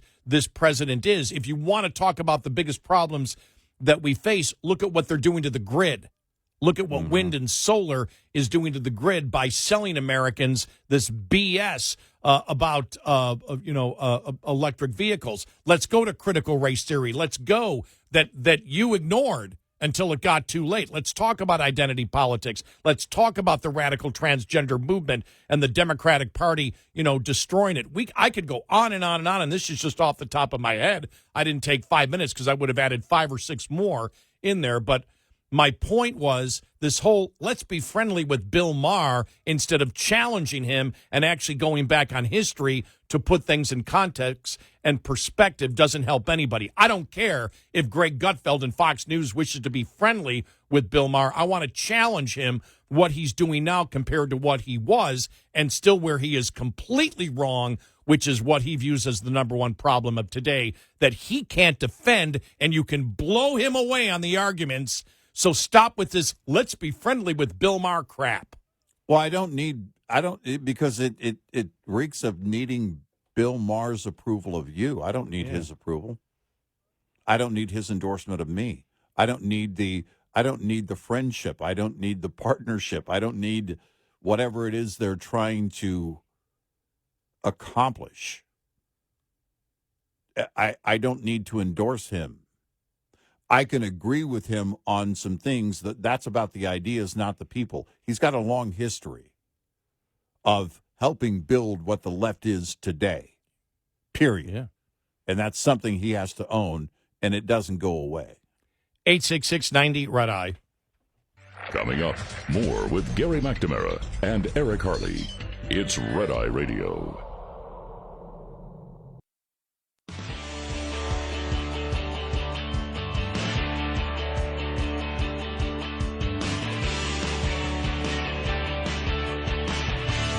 It's Red Eye Radio. He's Eric Harley, and I'm Gary McNamara. This whole thing that we need to be friendly with each other. Look, I'll always be, respectful, but there are serious problems and challenges that we face today in this nation. Extremely serious. Things that we've never seen before, the lawfare that's going on. You got to call people out on their BS. Well, it's that simple. Yeah, and I certainly don't have to tolerate the history of, again, a Bill Maher or anyone else who helps to build where we are today. You build a fire and then you stand back and go, wow, those flames are way too high. Now, you help build it. You're part of the reason. You excused it away the whole thing with Dennis Prager, that exchange was important because it was dismissive. Now, there are very few people that are doing that. Who's doing that? Nobody's doing that. And we see where the liberal transgender movement is today. And they want to indoctrinate your kids starting at the age of 5. No. And you help build it when you're dismissive along the way and say, oh, that's not a problem. Oh, that's not a problem. Oh, I'm sorry, they're wanting to teach what? And I don't have to tolerate that. I don't have to be a part of that. I don't have to welcome that. I don't have to excuse it or forget it. And that's the problem, is I think far too often. You know, you and I talk about the history of all of this, you know, the tolerance. Well, you're intolerant. You're intolerant. And then it's, well, you don't accept it. Well, you didn't sign off on my parade. You're not marching in my parade. Silence is violence. That's how it progressed over the years, to the point of, we'll just go directly to your children. Over my dead body. So stop it. I don't even have to tolerate it anymore. Tolerance. Nope, I can respect your rights, but beyond that, you're not going to get anything from me, because I'm not going to be part of building this whole thing to the point of you deciding you get access to my kids.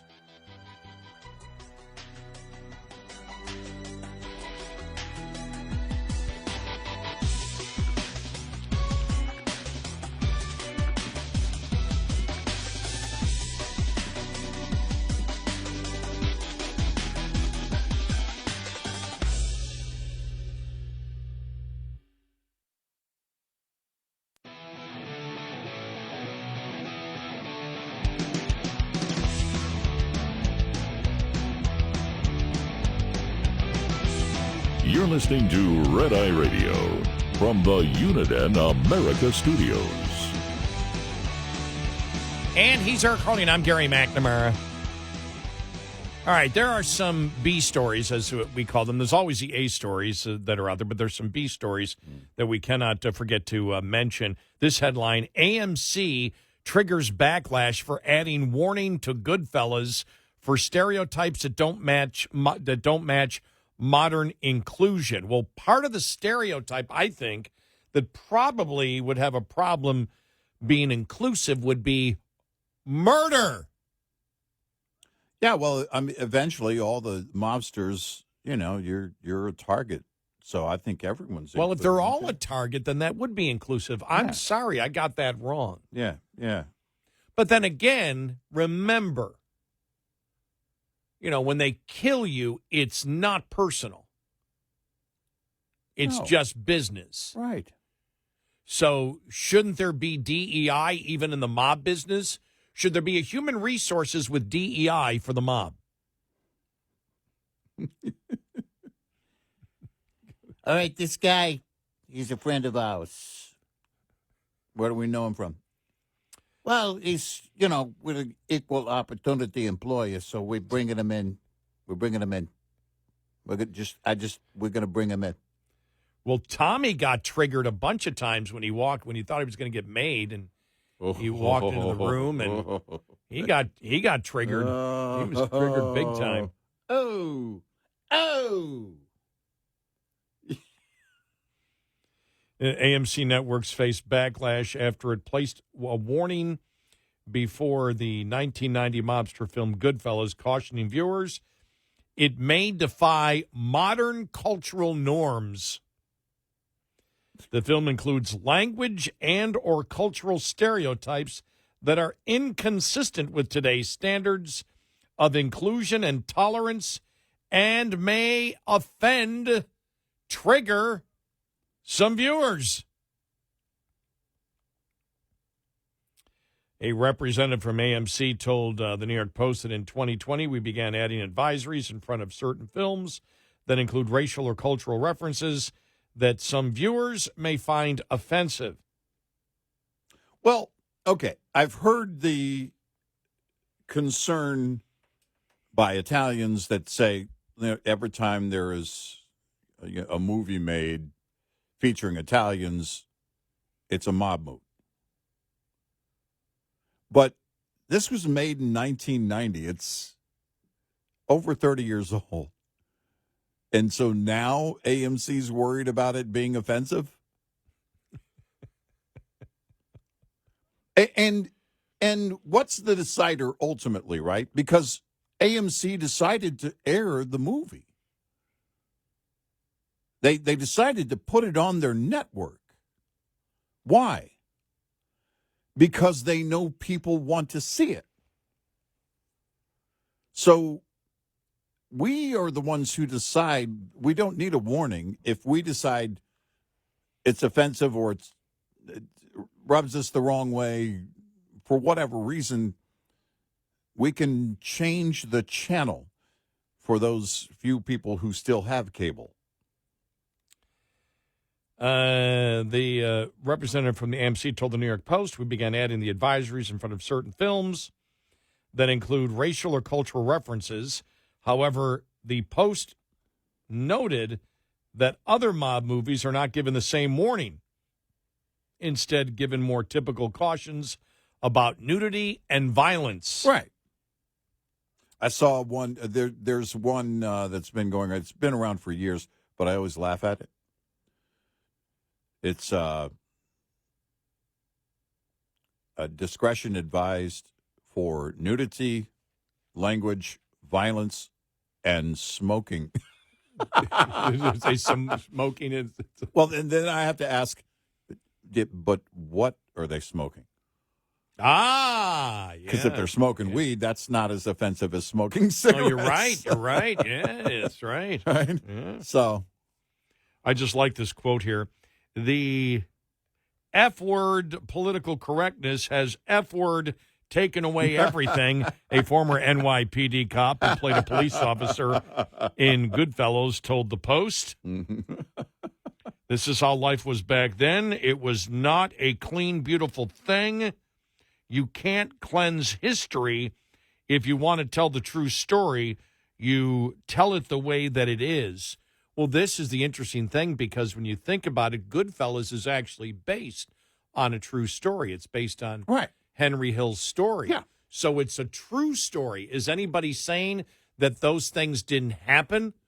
Or in a movie which is based on a true story, no, that's great. That's where the a great point. culture at that time says that, should they have to change it in order not to be offensive to people? Right. Yeah. Like The Godfather fiction. Well, Yes. Goodfellas, based on a true story. Yeah. So while there were embellishments, it's not completely made up. Is the truth offensive? I remember I was in Vegas one time, and I'm getting some exercise early in the morning, very early in the morning. And I'm taking a jog down the Strip in Vegas. And I come up to this intersection, and I couldn't cross yet. And there's an older guy, and he's standing next to me, and there's all these flyers on the ground for clubs and everything else, and they're just everywhere. And he looks at me and goes, you know, back in the day, we had people around here that wouldn't let stuff like that happen. I was like, man, I just want the light to change. I just want to get across. It's like, and I thought to myself, you know, it's kind of like the whole thing with Gotti, with John Gotti. I watched a documentary about that recently, and it was like this, you know, this infatuation with him. Oh, yeah. You know, and it was just this, you know, the Teflon Don. That's where that term came from, you know? And it was because, you know, for the longest time, they couldn't get anything on him or nothing would stick. And, you know, but there was this, the public is, oh, I think he's great. I think he's great. I think he's great. And I'm thinking to myself, have we gotten, are we evolving to the point in modern years, now that goes back a few years, in modern years where people are looking at it going, if we had a few enforcers on the street, maybe it wouldn't be so crazy. Well, or are we seeing, the much of the public that back in New York City adored? Remember the people cheering Gotti? Yeah. Are those the same people saying, we don't have any mobsters, we don't have any, what do you call it, psycho mob killers anymore to cheer? Who do we got? Hamas! Let's cheer Hamas! Exactly. The mob today is too white collar. You really don't see much of what's going. They're not as violent as they used to. We got to find some. Where are some psychopathic mass murderers? Oh, Hamas! Right. We love them. Oh, please kill us first. Well, I think of the people complaining about the increase in violent crime. And the juxtaposition of that with I think Gotti's fine. I think he's like, okay, I don't get it, but all right, fine. Yeah, it's it's laughable. Again, these warnings. What does AMC think they're doing? What do they think they're accomplishing? Who do you think you're appeasing? Well, if everything has a warning sticker on it, then is anything offensive anymore?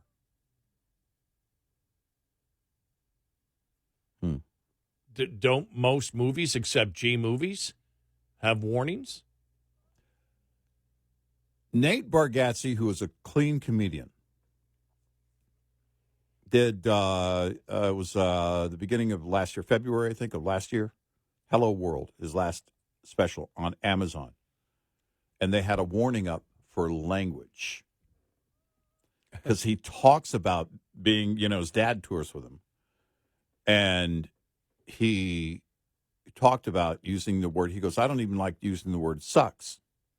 He goes, I'm not even comfortable saying it right now because my dad's here. And they did a language warning based on that word. No way. Yes. Of all the comedians on the planet, Nate Bargatze gets a language warning on his stand-up special, Hello World, which, by the way, he got from, to relate it back to golf, he got it from Tiger. Hello World. Yeah. Mm-hmm. And so it's, it's these warnings, over and over again. I do want to know, like, if I go, if there's a new movie or something, I'd like to know more about it as a parent or grandparent if young kids are watching it. I want to know, is there language? Things like that. But it's gone beyond that. Oh, there might be smoking. I mean, there could be some scenes that depict something that's outside of the cultural norms. Yeah, it's Star Wars. They're battling between planets with a large dog that's driving the spaceship. I mean, Chewie was a dog, right? It's not, or no, maybe that was John Candy in the mock-up version. That's the problem I have with it. I don't need the warning. In fact, as a parent or grandparent, I've probably already done the research to know whether or not I think it's appropriate if I'm going to sit with my kids or grandkids and watch it. That would be if I ever wanted to sit down with my kids or grandkids, which I usually don't. So I don't worry about it. I'm reading this. The Wizard of Oz has a G rating and is suitable for children over 8, but parental guidance is recommended for children under 8. The movie contains some frightening scenes and violence, including the Wicked Witch of the West threatens to kill Dorothy. The Wicked Witch throws fire at the Scarecrow. The Wicked Witch tries to poison Dorothy and her friends. The Wicked Witch's army of monkeys attacks Dorothy. Yes. The monkeys throw spears at Toto. There is a battle between the monkeys and the Scarecrow, Tin Man, and the Lion. The flying monkeys scared the daylights out of me. And I was 35 before I first watched it. And then there was an article. It's hidden behind a paywall, but this was a Gadsden Time. Phil Williams on the increase of warning labels for classic movies. For The Wizard of Oz, he said, warning, this movie depicts a powerful woman of color murdered by a rural white girl. For Sleeping Beauty, warning, a princess kisses an unconscious woman without consent. And Alfred Hitchcock's thriller Psycho, warning, this movie inaccurately portrays the lives. And it just goes, I can't get to the rest of it there. So there it is. But then is The Wizard of Oz appropriate for children? Should there be more warnings? I mean, it's like, if everything has a warning, if everything is offensive, then nothing is offensive. Right? Yeah, right. I will tell you, as a kid, this is when cable first came out, cable movies, Showtime. The Exorcist was showing. And my oldest brother had a small, very tiny black and white TV in his room, watching The Exorcist, and I wasn't supposed to be watching it. And I don't remember how old I was, but I shouldn't have been watching it. I watched The Exorcist on this tiny black and white TV, and I thought the room was going to start spinning. I mean, it was crazy, over the top, scary. Again, who are the warnings for, and how many warnings do you need? It seems the list gets longer. It's like pretty soon they're going to have a psychiatrist do the intro for every movie. Here's what you're going to experience, and right now we're going to have a conversation about what we're going to open the phone lines for questions about what you're about to see. 866-90-RED-EYE. Lines open for your calls. 866-90-RED-EYE on Red Eye Radio.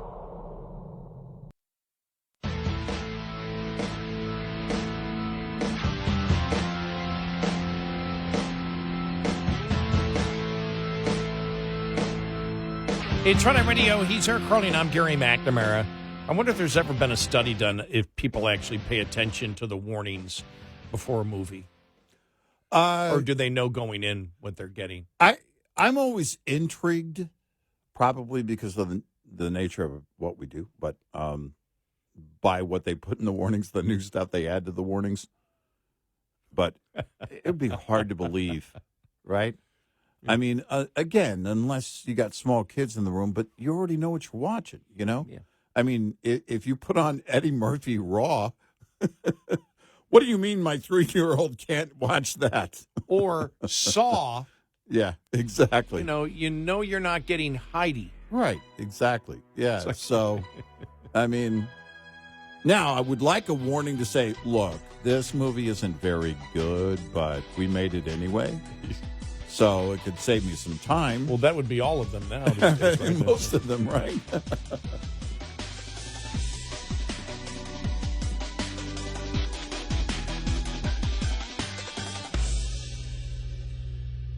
This is Red Eye Radio on Westwood One.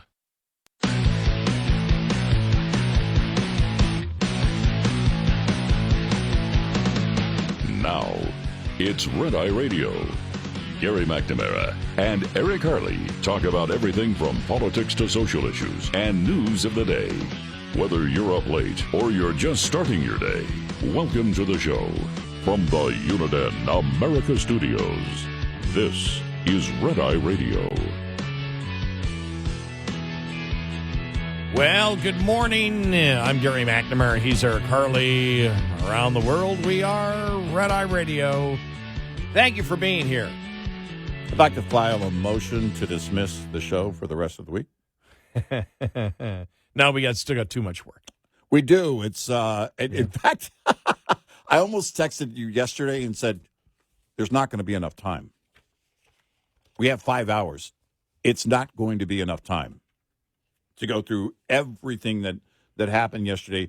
And I mean, you can sum it up with one word: chaos. But by the end of the day, everybody was scrambling. It was really, And I think it's in part because we're coming to the end of this. This is the Alvin Bragg trial of Donald Trump, and the way that Robert Costello, who I believe was an important witness for the defense, was treated by the judge, and the way this whole thing has come out. Yesterday was really the crescendo of this chaotic nothingness that Alvin Bragg brought, and the judge here, Merchan, has allowed to go on. In fact, has assisted in elevating it to where we are right now. Well, it kept me from sleeping because I was going to sleep early, and I couldn't get off X. And I'm just scanning for each update every minute. Yeah. And it was like, Merchant loses it now, kicks everybody out. You're like, what? And I'm like, you know something? I'm not surprised, but because if you're going to do what this judge did, it's eventually going to end up in chaos when every single witness that you have doesn't do service to the prosecution. Right. And I'll say it again. I think that Merchant lost it with Costello. Dershowitz said he didn't. He goes, I was giving the judge more looks. He said Costello was acting, like a normal witness who said a couple of things, but I mean nothing. He goes, he's sitting there screaming that I'm going to strike your testimony because of the looks you're giving me. Right. I mean, that just shows a judge completely, if true, and I have no reason to doubt Dershowitz because he doesn't like Trump at all. He's a Trump hater. He doesn't like Trump. Right. And, to see him talking about it, saying I saw more, he said, this is almost a quote, I saw more reversible error in one day than I did in 60 years. Yeah.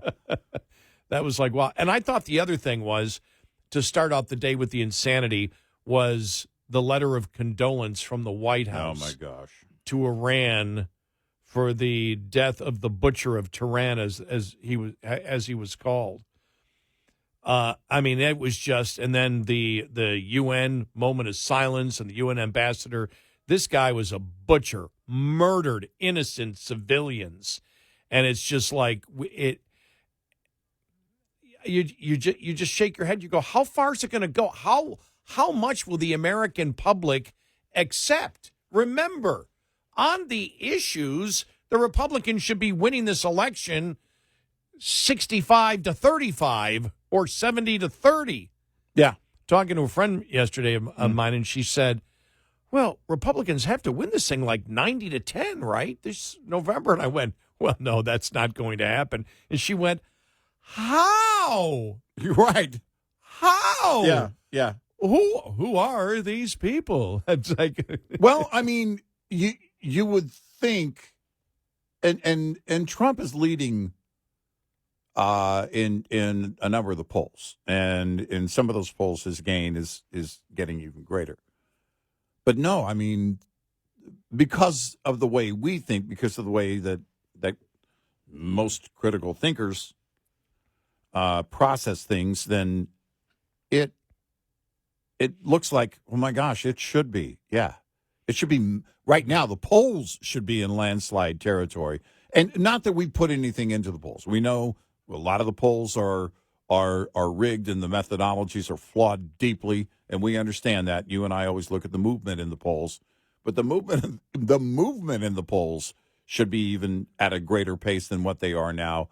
But let's hope that when we get to November 5th, that's what we see. And you and I talk about this. We in the past we've heard people say, "Oh, red wave, red wave, red wave," and then it's this trickle. It's like the tsunami warnings, and then and thank goodness, then the tsunami never shows up. But in this case, you're waiting for that red wave, which would be a good thing, and it doesn't deliver because the GOP has been so bad at delivering. But now, could it be that things be so bad that even the GOP can't screw up their own prospects? I don't know about that. You know, the GOP has really shown me that they can snatch defeat from the jaws of victory on a consistent basis. Yep.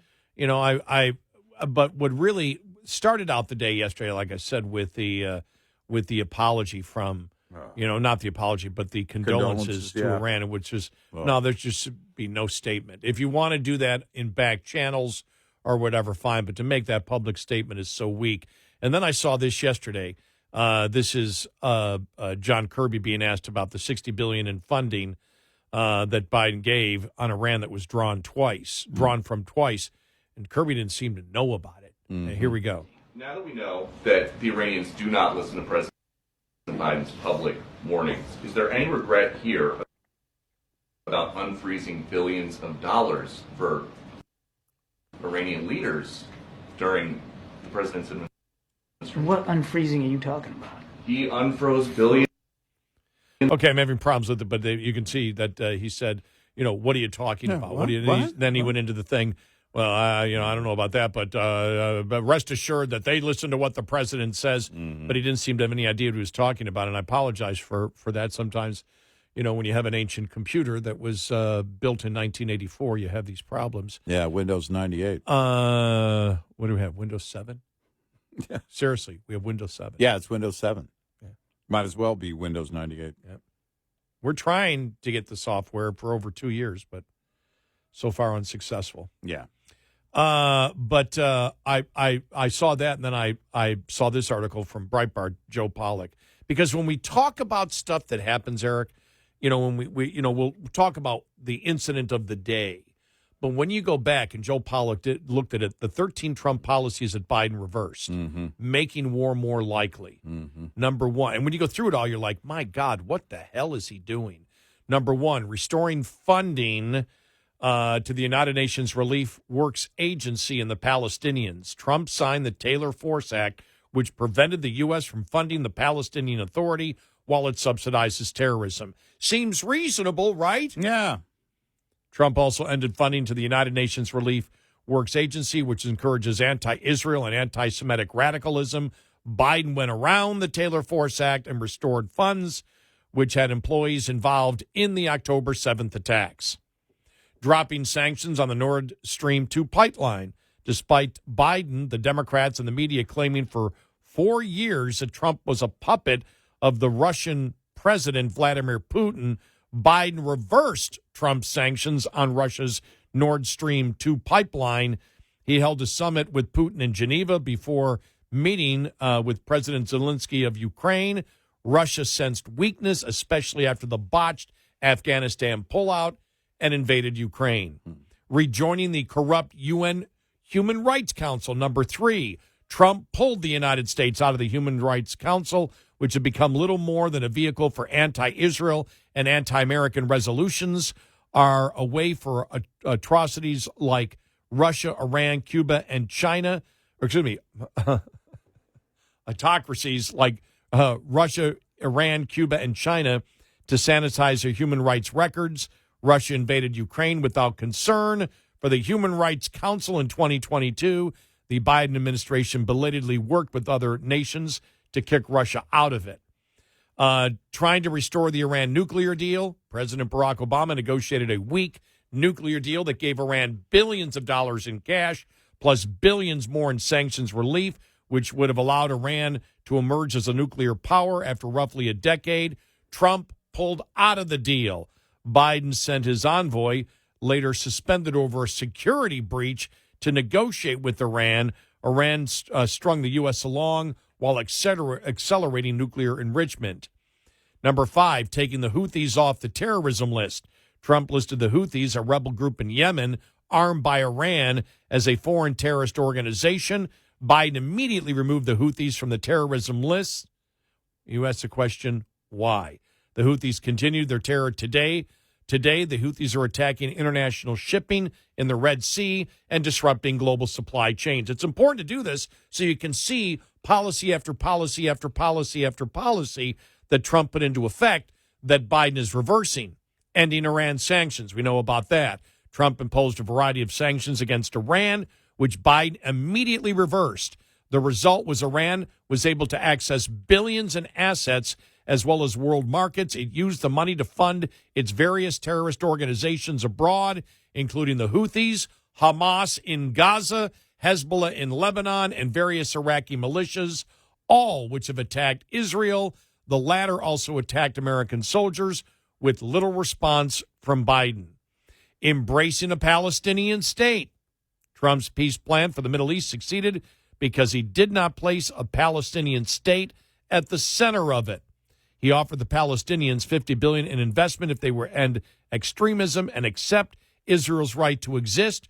When they refused, he pressed ahead with peace talks with other Arab states and succeeded. In contrast, Biden reportedly blew up Saudi-Israeli peace talks in 2023 by insisting on a Palestinian state. The Abraham Accords. Biden never formally opposed the Abraham Accords, although Biden officials were initially reluctant to use the term. But there has been no progress since Trump left office. Not one Arab country has been added to the list of participants. That is because the Biden administration reverted to the failed approach in which peace must depend on a Palestinian state, and the Palestinians effectively have a veto over peace in the region. Revoking sanctions on the ICC. We saw that today where they indicted the International Court, Criminal Court. Trump issued sanctions on the International Criminal Court and its officials, freezing their U.S. assets and barring them from entering the U.S. Biden revoked these sanctions, although the administration acknowledged the ICC's anti-American and anti-Israel bias. Today, the ICC is seeking warrants against Israeli leaders, setting a precedent that makes it impossible to fight terrorism. Number 10, lifting sanctions on Venezuela. Number 11, opposing Israel at the United Nations, as they did, abandoning a few weeks back our hostages, threatening to withhold weapons from Israel, and sanctioning Israelis. This is why we say this is an anti-Semitic president. This is a Jew-hating presidential administration. Yep. And you don't hear Democrats, except maybe Fetterman and Manchin, screaming about it at all. No. Democrats are behind the anti-Semitism, the pro-Hamas, pro-terrorism mindset that this president and this administration has. Tell us where we're wrong. And then he wants to play both sides of it. Let's ensure there's plenty of funding for Iran, and we need funding for the United States. Hey, what a way to keep both sides busy. Yeah. Fund both sides. Absolute insanity is what we're dealing with. And, you know, again, the whole condolences to Iran. But it's, again, this is who Joe Biden is. Don't pay attention to his words. Pay attention to his actions. You see the poll, Harvard-Harris poll? New Harvard-Harris poll for the month of May confirms data from previous polls suggesting roughly 80% of American voters back Israel over the terrorist group Hamas in the ongoing war in Gaza. Who are those 20%? We know. Yeah, we know left. who they are. Yeah. The results emerging from a sample of registered voters with a 2% margin of error replicate the results from a poll earlier this year. In the May version tested in the field from May 15th and 16th, the exact numbers were 79% in favor of Israel as opposed to 80% in April and 21% in favor of Hamas as opposed to 20% in the April poll, both within the same margin of error. Yeah. The majority opposed Biden withholding arms from Israel also. 2/3 of the voters said there should only be a ceasefire once the remaining Israeli and American hostages are released and Hamas has been removed from power. 3/4 said Israel should move forward with its operation against Hamas, a position at odds with the Biden administration. If you wonder why they're going back and forth, you go, where the hell does he stand on this? That's because of the polling. Yep.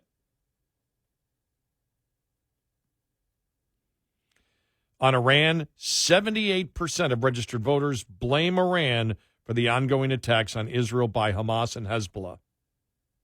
Wow. Which means Americans know the money that they're using was freed up by President Biden. Yep. Yeah, there's no way around it. Yeah. 866-90-RED-EYE. Brought to you by Hot Shot Secret. Hi, I'm Jen Loomis, a transport safety expert at J.J. Keller, and I'm here to share a tip on roadside inspections. Roadside inspections all begin with the driver interview, during which the officer will gather basic information from the driver and prepare the driver for the inspection. The officer will also be evaluating the driver, determining if the driver can speak English, is under the influence of anything, has an illness, or is fatigued. The officer will ask the driver for required documents, including vehicle and driver credentials, the driver's log, and shipment paperwork. The officer may also conduct a vehicle inspection. Before beginning the inspection, the officer will take steps to make sure the inspection can be done safely.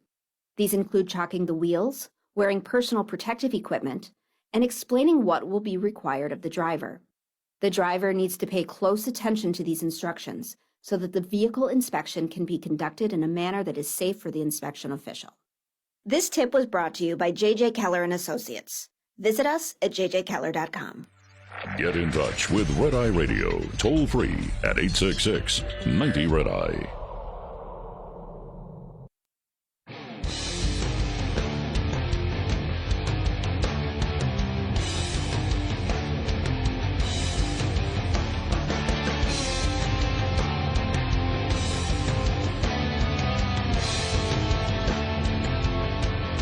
It's Red Eye Radio. He's Eric Cronin. I'm Gary McNamara. One thing, and we noted the public support for Israel in the latest Harvard-Harris poll. The thing that's going to hurt Democrats is the protests are going to continue throughout the summer.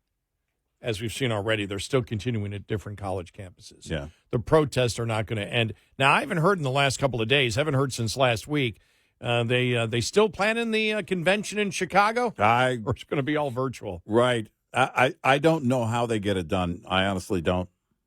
I don't know how they get through the chaos. And I don't know how you get it done virtually.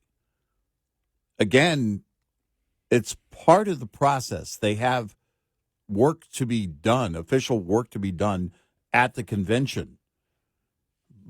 But the radicals aren't going to have any of that. And they're deeply embedded in the party. They're not protesters down the street on a corner holding picket signs. So I don't know how they get it done. I really don't. Coming up far in the bottom of the hour, a USA Today op-ed piece saying, to save America from Trump, Biden must drop out of the race. They're still on that. Yeah.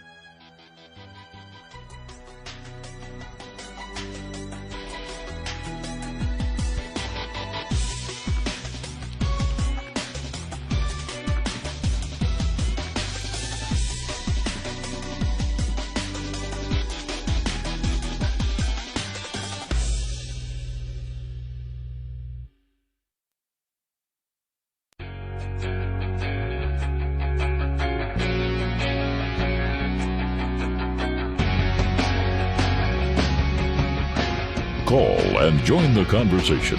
1-866-90-RED-EYE. Red Eye Radio.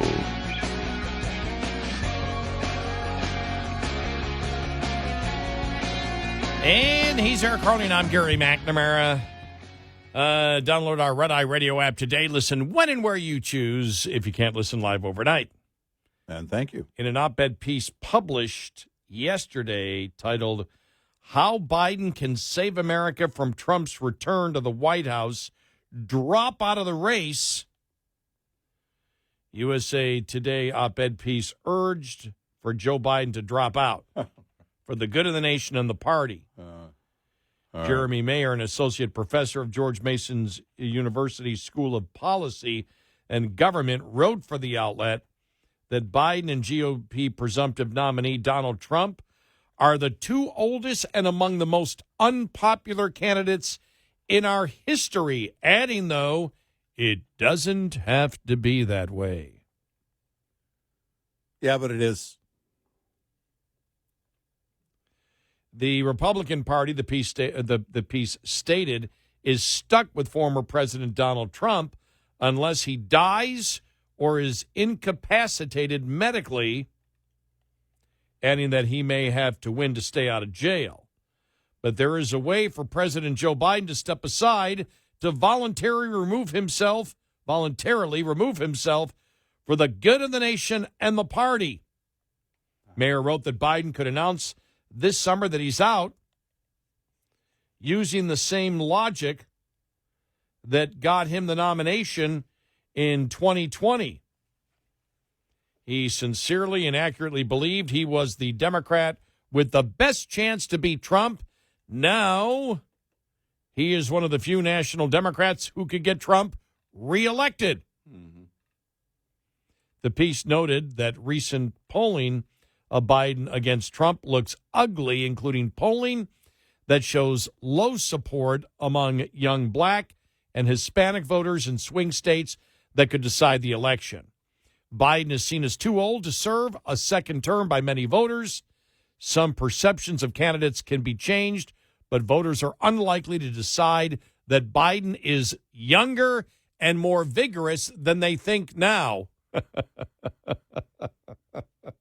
Okay. Names floated as a potential alternative. All right. Now, these are all new. Okay. All right. We have a new list. New list. Okay. Right. Pennsylvania Governor Josh Shapiro, Michigan Governor Gretchen Whitmer, Senator Amy Klobuchar, and Spartacus. Nope. Cory Booker of New Jersey. Yeah. Okay, that one's up. Whitmer. Is Whitmer a rising star or even a star? See, I'll put my own COVID mandate bias in there and say no. That's exactly where I was going with it. Everything with her goes back to the whole COVID thing. Mm-hmm.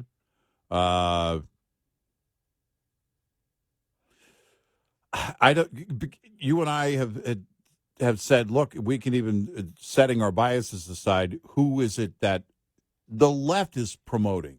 As the next, as the rising star, or as a star, as anybody who's electable. Well, they floated Newsom for a minute. That didn't work out. In the polls, he's behind Kamala Harris, and she's not a rising star. The vice president is not a rising star. And he puts it there. And while Vice President Kamala Harris, who polls worse against Trump than Biden does, and remember, Newsom polls worse than she does. Yeah. Than Biden does, would have been a serious threat to take the nomination in open primaries. There's no chance a convention of Biden delegates would select her. They want to beat Trump too badly to take that risk. Mayer called for an open Democrat convention. Yeah, I think so. Let everybody come out in. Saying modern conventions are scripted and boring affairs that struggle to get viewers, and an open convention would make great TV. I agree.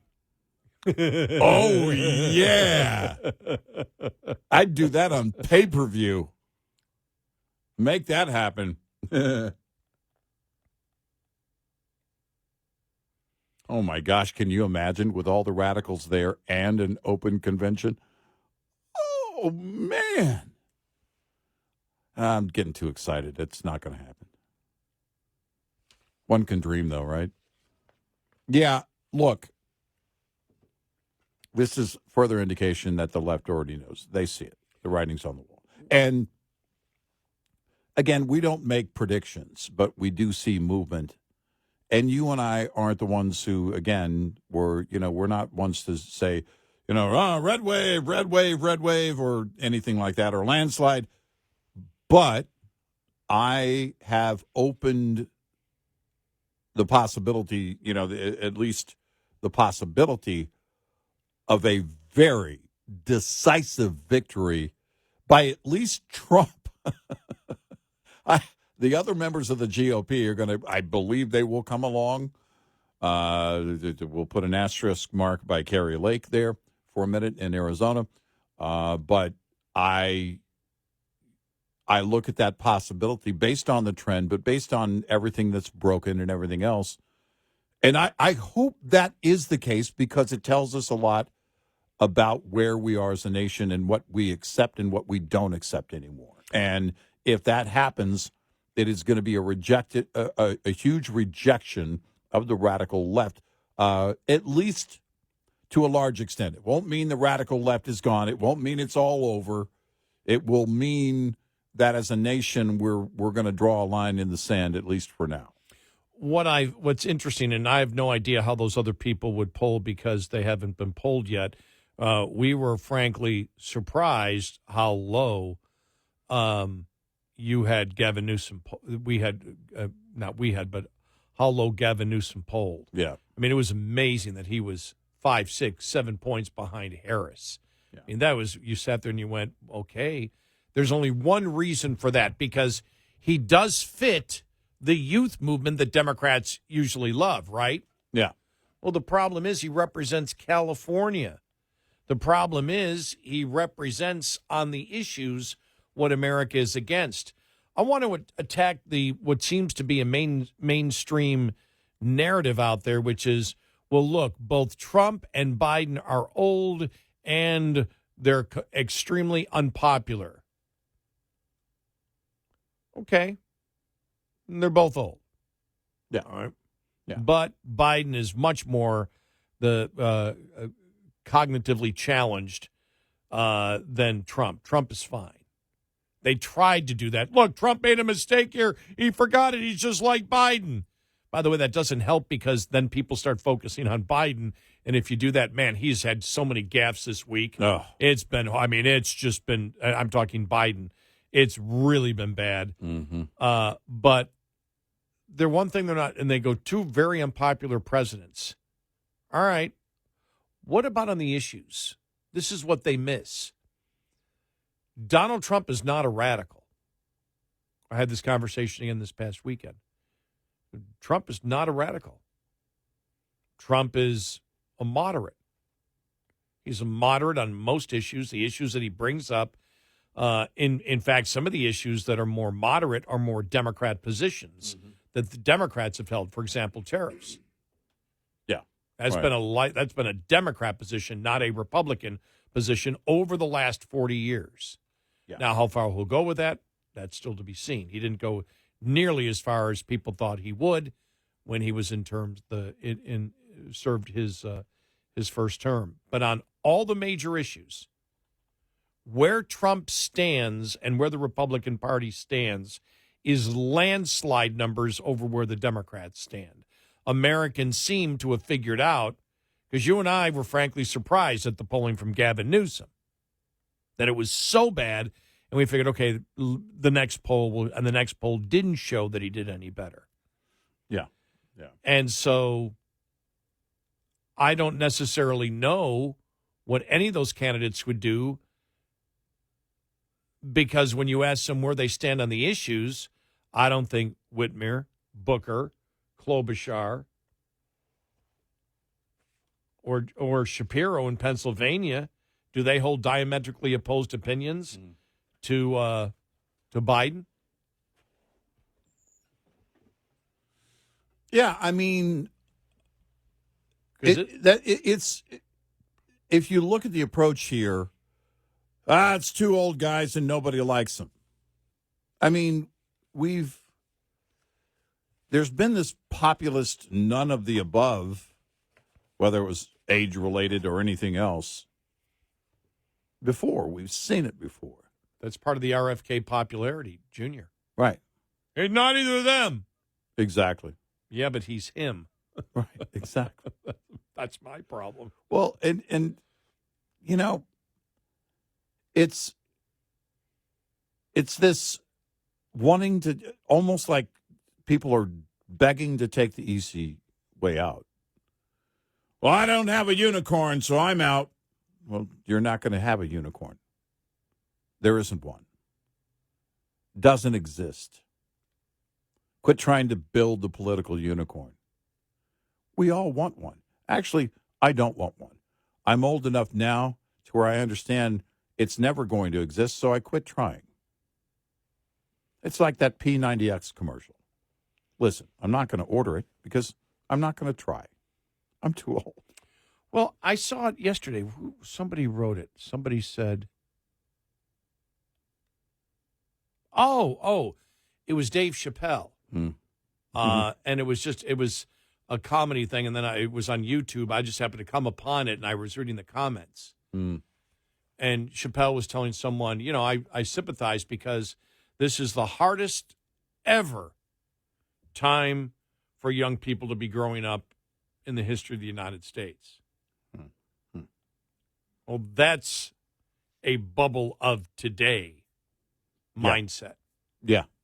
It was much harder on everybody 100 years ago, 150 years ago. Now, there's always new challenges.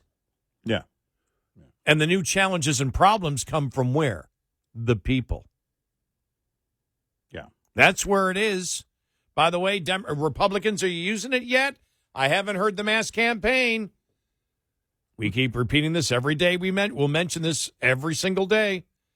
Republicans should be every single day with an ad out stating Joe Biden and the Democrats can't and won't solve all the major problems we have today because the Democrats and Joe Biden created the problems we see today.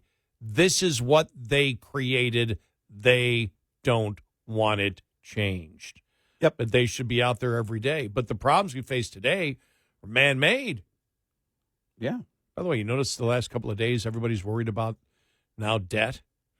Where did this go? What is it? Just you and I have been talking about it for years.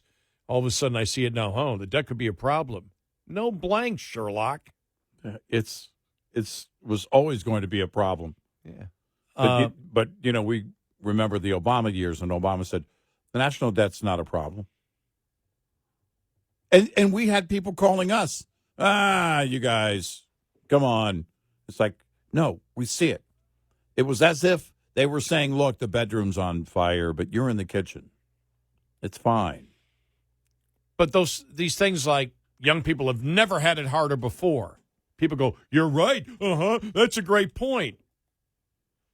Yeah. And then there were some comments saying, are you delusional or what? It's not the worst time, even close to the worst time. No. For young people or human beings in general. No. The things we have today, the benchmark of what constitutes poverty today compared to 100 years ago? Oh, my God. Yeah. We live in a delusional world or a virtue signaling self-pity world. 866-90-RED-EYE. We'll be right back with more Red Eye Radio with Eric Harley and Gary McNamara.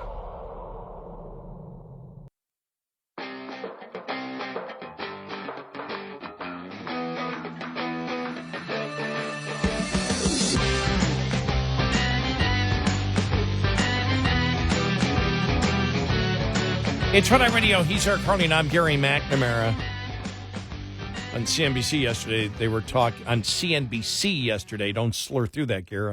I'm not drinking tonight.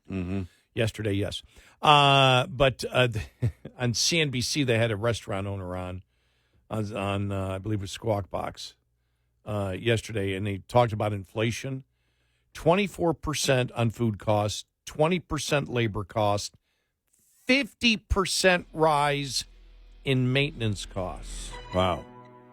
We'll get to part of that interview coming up on the top of the hour.